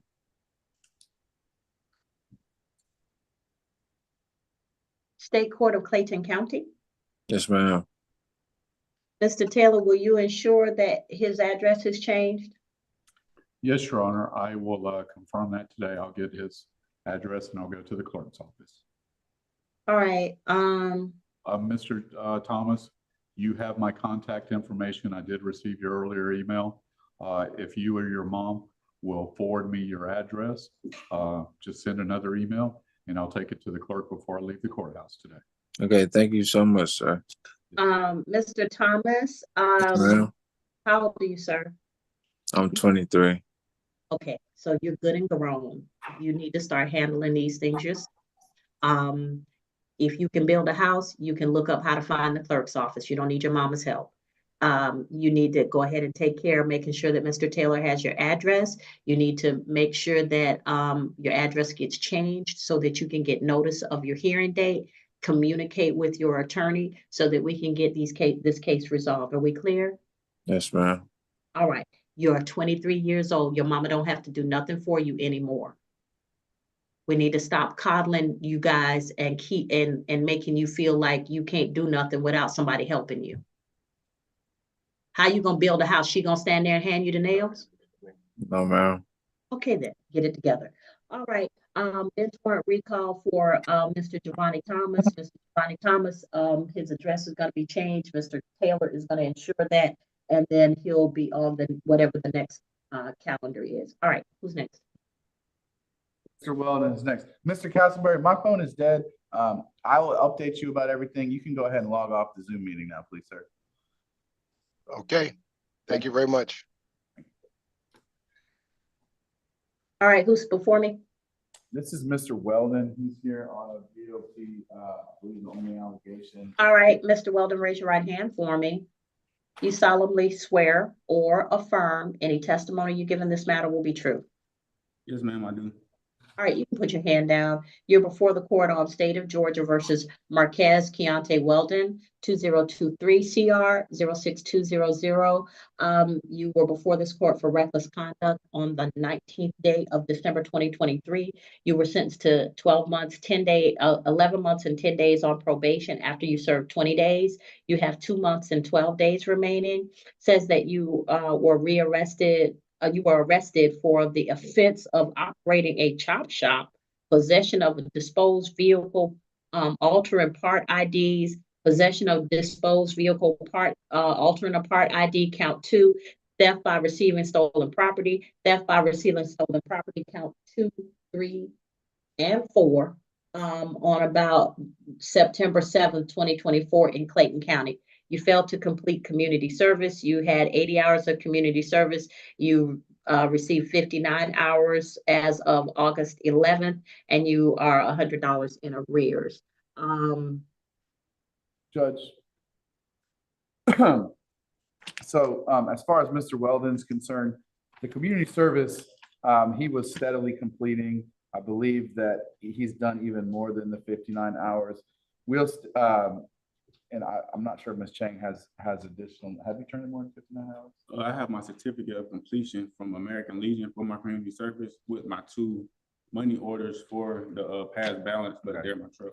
So he was arrested for a new offense, Judge. We'll stipulate that he was arrested. However, Judge, not to get into the facts, this is a situation where the police rolled up on a location and charged everyone with the same charges, and everyone who was there got charged with that. Mr. Weldon is presumed innocent on that case. He's hired a lawyer. He's addressing that case. But as far my understanding is, other than that new arrest, he doesn't have any other violations with the exception of community service, but I believe he's got that completed, Judge. He has 2 children that he supports. He is a shop foreman at, I believe it's at Easy Tools or Easy Colorworks. Easy Colorworks, I'm sorry. So Judge, we're really hoping that he can maintain that job so that he can, number one, pay for his attorney on the other case, but also not lose that job so that he can support his children. And I understand the new arrest is a concern, Judge, but those are felonies. It's not my concern. And I understand that as well, Judge. But he can successfully complete his probation. And we just ask that you allow him a chance to do that without serving additional time in here, and which would deprive him of the ability to keep that job. What's the recommendation, Ms. Chang? Your Honor, probation recommends that 60 days be revoked. Credit for time served since September 7th, and close the case. All right. I'll accept technicals only stipulation. I noted it on the form. Mr. Weldon, sir, you got to look out for yourself. Sometimes it's the company you keep. And if you're keeping the wrong company, you gonna end up getting what they got. So if somebody's riding dirty in a car and the police pull you over, they gonna charge everybody in the car, no matter who brought it. So same thing, if you hanging out with people who do bad things, you gonna catch that smoke. We clear? Yes, ma'am. All right. So hopefully y'all get this worked out. Like I said, felony has nothing to do with me. All right, so I'm going to accept your accept the recommendation of probation, sent you to have 60 days revoked, credit for time served, case closed. Just to be clear, he doesn't have credit for 60 days, I don't believe. Oh, well, 60 days revoked, and after service of 60 days, case will be closed. Would Your Honor consider 30 days? Nope.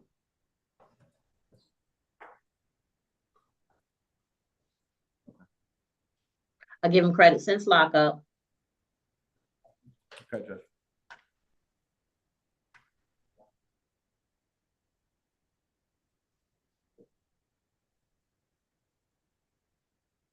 Judge, I believe his mother is asking if she may speak.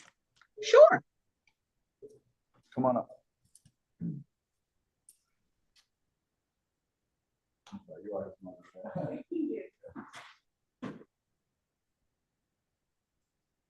Hey, good evening. Raise your right hand for me, ma'am. Okay. I'm Latoya Weldon. Raise your right hand for me, ma'am. Do you solemnly swear or affirm any testimony you give in this matter will be true? Yes, ma'am. All right, move the inmate over so she can come closer to the microphone. Thank you. What now? So my son, he was arrested from you guys and they released him on March 29th. The day that he was released, I took him to Fayetteville. He had an ankle monitor put on. And the ankle monitor has been on since the 29th. So his only location he was able to go was to work at home. And so the police had been doing an investigation prior to him getting out, but that was the location that he rented when he come home. So he didn't know of the current investigation because the roommate did not let him know.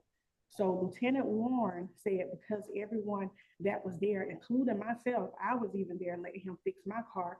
They told my stuff too, even though my car was not stolen. His clients, I had to call them and let them know to come pick. Okay, let me understand. So your son works at a shop. Yes, and he. But this was at a house? Yes, so he took. Somebody was running a shade tree?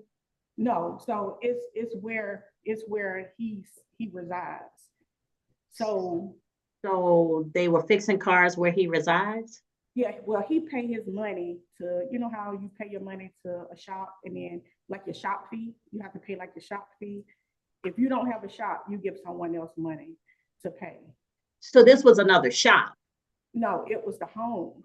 Well, that's what I'm asking. When you fixing cars at a house, that's a shade tree. That ain't no legitimate shop. That's where somebody rolling up, running a business out of their house. Okay, so I took my car for my son to put my brakes on and my cousin's car. So in the process of all of this, the police arrived and they took everybody's car. And the guy that walked up, his name was Todrick. He told the police, they said, who brought these cars? He said, I did. He said, let me cut my body camera on. He cut the body camera on and he said, yeah, I brought the cars. He said, put your hands behind your back. He said, so what are you doing? My son was fixing on his client's car. He said, oh, you fixing on cars? I'll give him 30 days. So I just wanted to kind of explain what was going on. So I pulled up Brewer ankle monitor and I showed it to Lieutenant Warren that. Okay. I'll give you 30 days, credit since the date of lockup. After the service of 30 days, the case is going to be closed. Your son has been doing what he's supposed to. I'm just saying, you got to watch your surroundings. That's all I'm saying. Well, I appreciate the leniency. No problem. Thank you.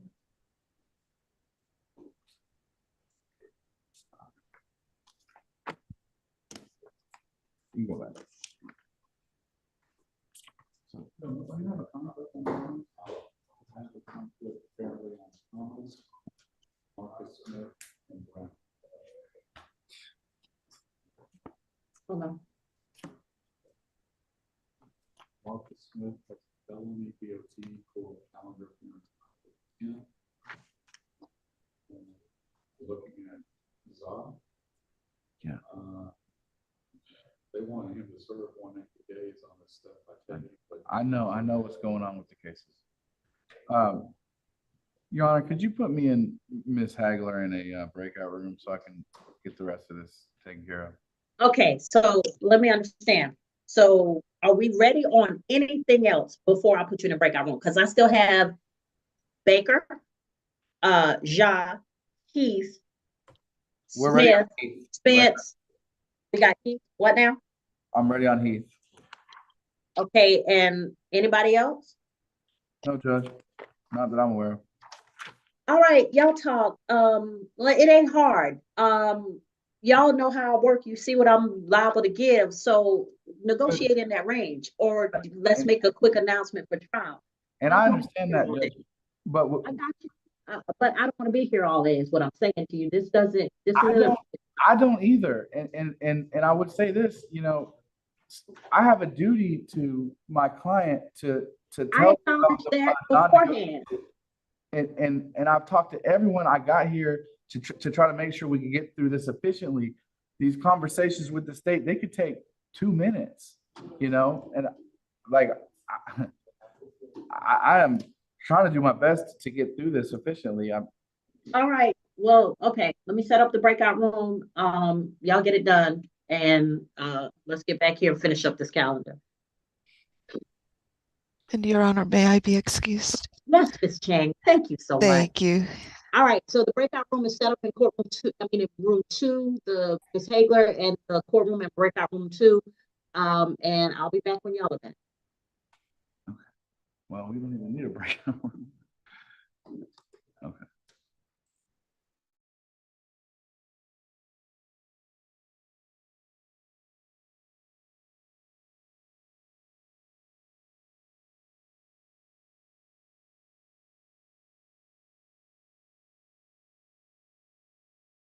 And stuff on it and then give it back to you? Oh, it don't matter. If you have something to do, I do GCIC because there's like, I mean, it's only like 5 cases.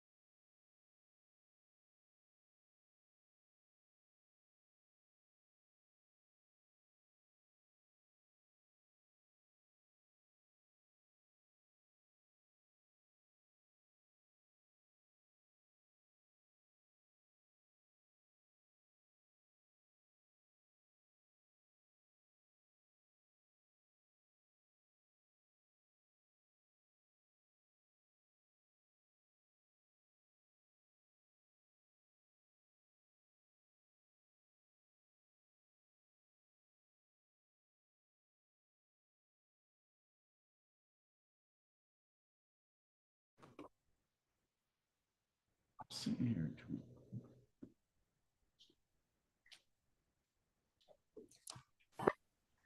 Judge, we have some more pleas that we're ready for.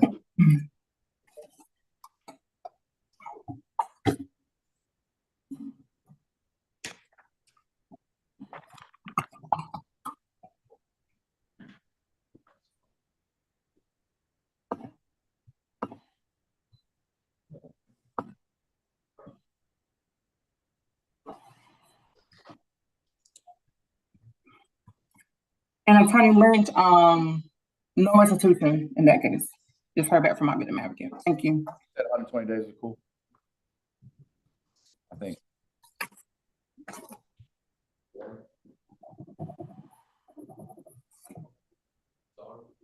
Zah, yeah.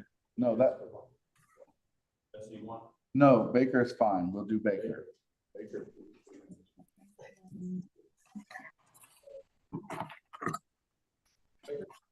Oh, you talking.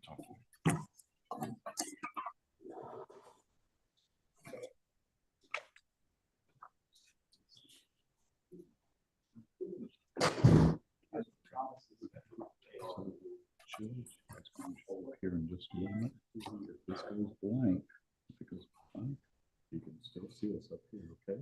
Yes, sir.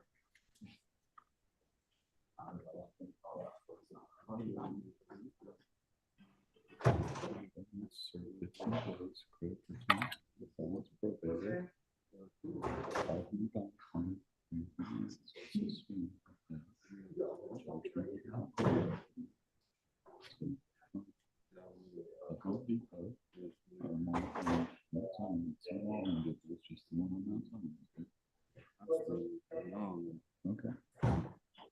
So, are you just and I will tell the judge that you receive Social Security disability income and ask her and explain it to you. Okay. I appreciate it.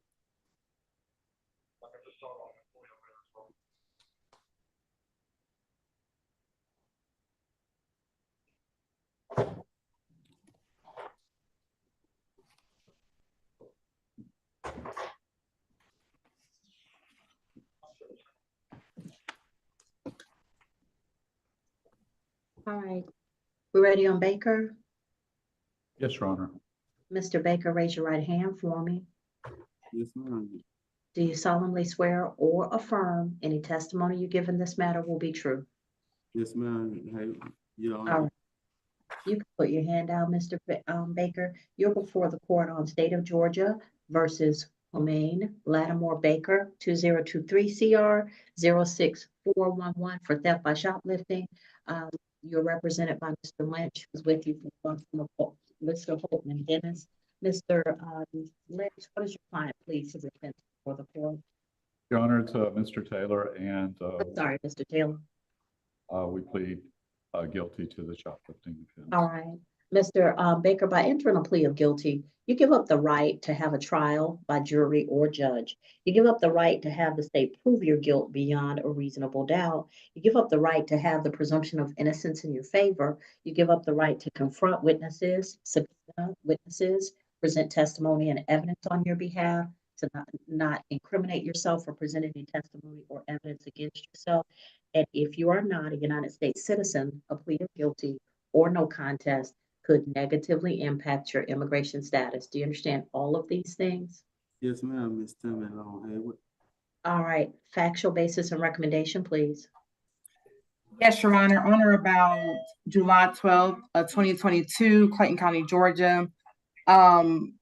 Officer B. Green did complete a probable cause affidavit pertaining to theft by shoplifting, and that the defendant intentionally walked out of the incident location, 2034 Mount Zion Road, Morrow, Georgia, 30260. That is a commercial business, specifically Home Depot, with power steering fluid and saw blades totaling $56.40 without intending to pay for those items. The defendant did pass all points of sale. Your Honor, at this time, the state's recommendation is 12 months to serve, 15 days, community time served, balance probated, a fine of $500, to be suspended and to stay away from the incident location. Again, that address is 2034 Mount Zion Road, Morrow, Georgia, 30260, specifically Home Depot. Anything on behalf of Mr. Baker, Mr. Taylor? Yes, Your Honor. Mr. Baker, let's just look at the camera right here, okay? Mr. Baker has suffered a traumatic brain injury. He currently receives Social Security disability income. That's his only income. We just asked if the court would suspend the $500 fine due to his. She asked for suspension. She did. Thank you, Your Honor, and nothing further. All right, so Mr. Baker, sir, you can't go back to the Home Depot. Do you understand that? I won't. All right. So I'm going to accept your plea of guilty to 12 months to serve 15 days credit for time served. The balance will be suspended. A $500 fine will be suspended as long as you do not go back to Home Depot in Clayton County. Mr. Baker, are you receiving any services? I know that Social Security is your only income. Are you fully disabled? My casework, yes, ma'am. Yes, ma'am. Okay, so Mr. Baker, if you need assistance, My casework. listen to me now. If you need assistance with anything or help with anything, there are churches that will help. The Salvation Army will help. Your Social Security provider may help, but don't take anything from a store without paying, okay? Yes, ma'am. Yes, ma'am. Hey, what? All right. You can go back with the sheriff's office and then they're going to release you to go back home, okay? All right. Yes, ma'am. Thank you. Thank you, sir. Thank you, Your Honor. All right, who's next?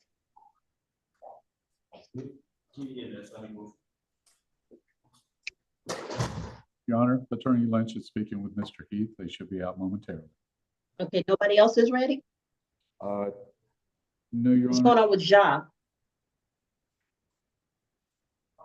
I have not spoken. Mr. Lynch has spoken to him. I believe there's some question about what his other pending cases were and how that affects the balance of the case. Okay, y'all let me Negotiate it. Can you comp it off this one? Can you do it, the plea, or no? It's negotiated. I'm not conflicted, but I haven't spoken with him. All right, y'all just let me know. I'm ready on whatever. Okay, Yeah, I'm ready. who we ready on? Heath?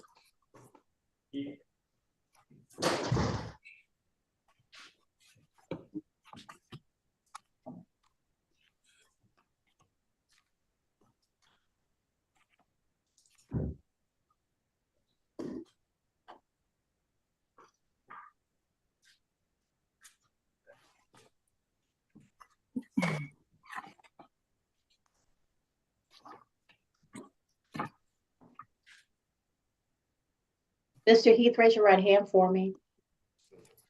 Solemnly swear or affirm any testimony you give in this matter will be true. Yes. All right, you can put your hand down. You're before the court on state of Georgia. You're before the court on state of Georgia versus Christopher Lawrence Heath, 2024 CR 07378 for criminal trespass and obstruction of an officer. Mr. Lynch, how does your client plead to the offenses before the court? Judge, we'd ask the court to take no vote, please. Both? Yes. By entering a plea of no vote to counts 1 and 2, Mr. Heath, you give up the right to have a trial by jury or judge. You give up the right to have the state prove your guilt beyond a reasonable doubt. You give up the right to have the presumption of innocence in your favor. You give up the right to confront witnesses, subpoena witnesses, present testimony and evidence on your behalf, to not incriminate yourself. And if you're not a United States citizen, a plea of guilty or no contest could negatively impact your immigration status. Do you understand all of these things, sir? Yeah. Factual basis and recommendation, please. Yes, Your Honor. On or about August the 6th of 2024, Officer S. Spragley, S as in Sam, Pragley, did complete a probable cause affidavit for criminal trespass and obstruction. The defendant was told to leave the property of Southern Regional the first time by the victim, Hawkins Day, D.E. Bontai, B as in Victor, O-N-T-A-I, who is one of the security officers at the hospital. The defendant came back to the incident location the second time and proceeded to roam around the hallways of Southern Regional. The defendant stated that he needed to go to the radiology and needed to use the phone. The defendant was apprehended by Mr. Devontae and other security officers.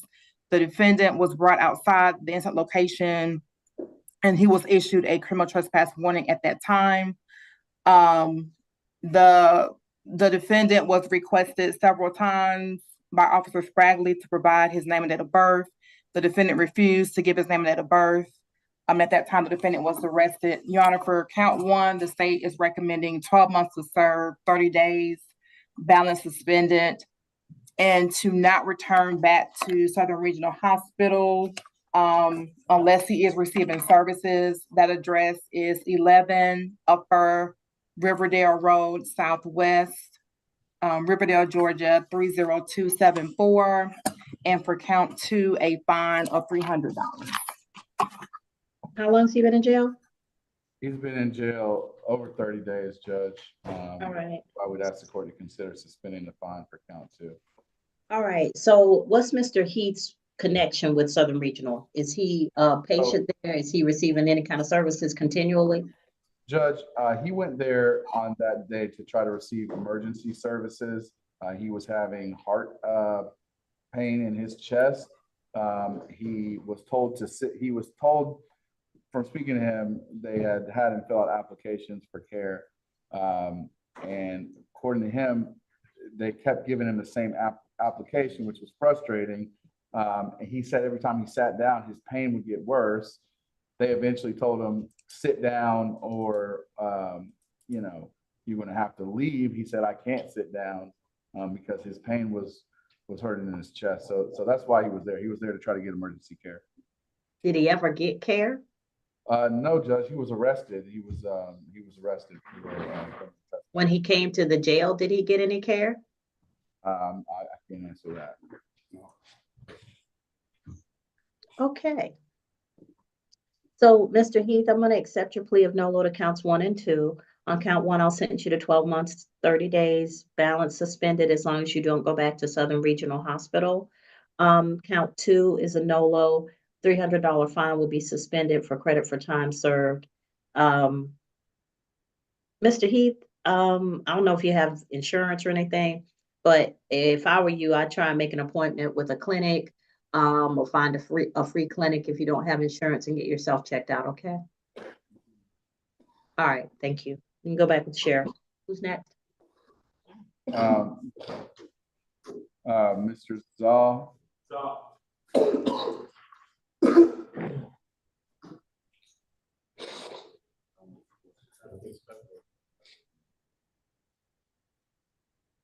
And I just need one moment.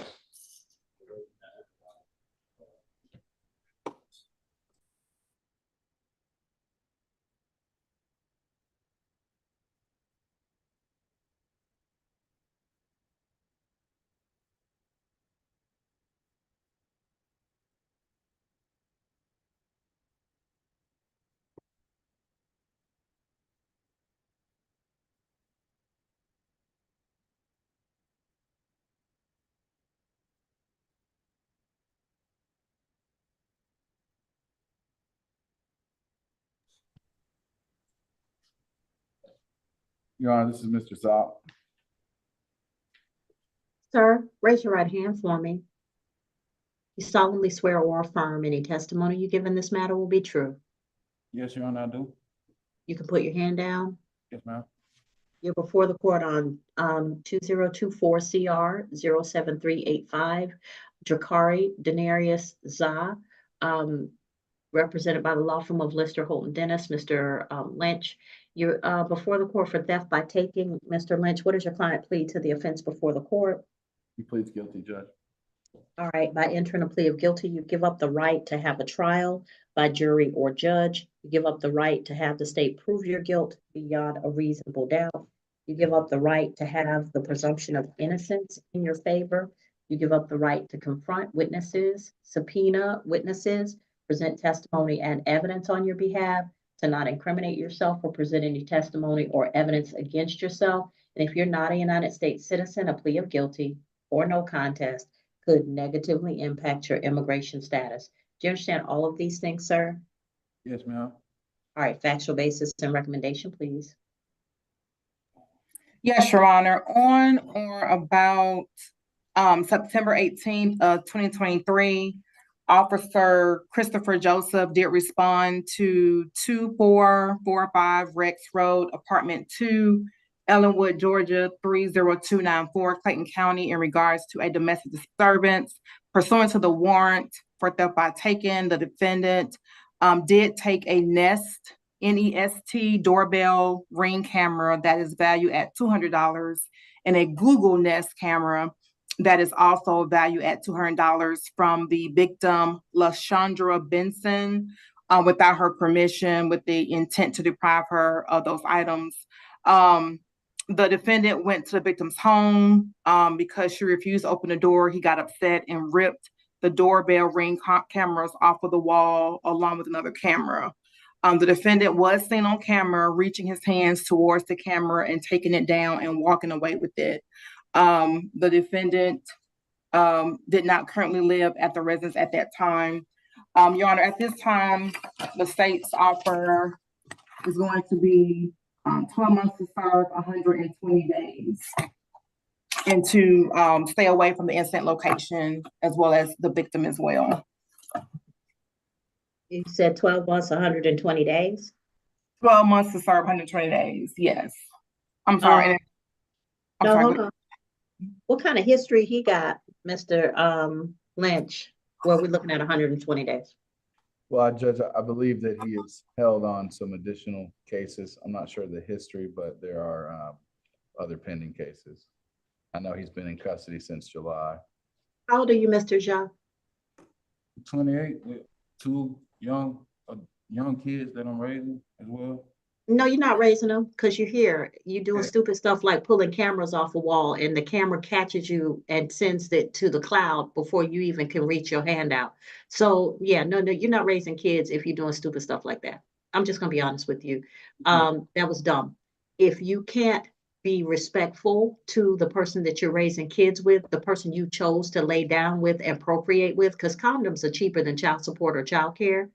If you made that decision to have kids with somebody, but you can't do it in the right way to raise those kids, don't come before this court and tell me the first thing, I'm raising two kids so I can feel sympathetic.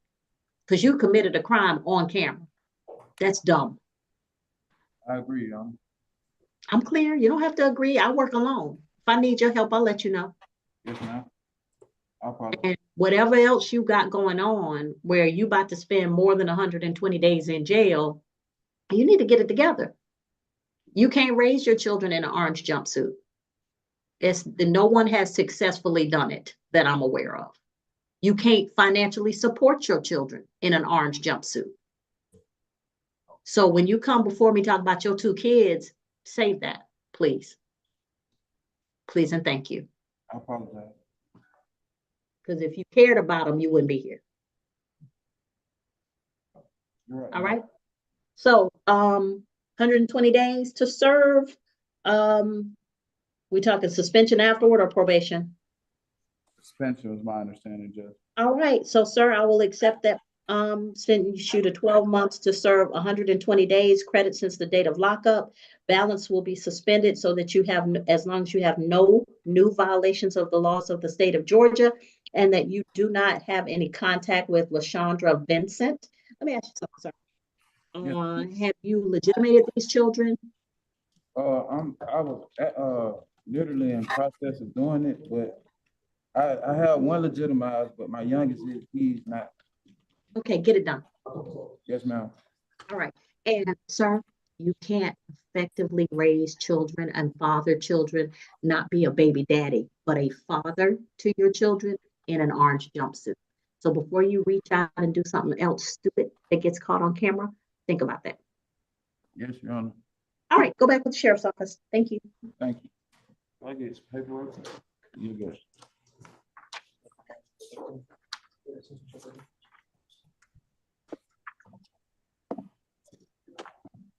All right, in my estimation, for my list, Brown is gonna have to be continued because he can't stay online long enough for us to get this done. And Mr. Brown's continuance is gonna have to be with him coming into the courthouse.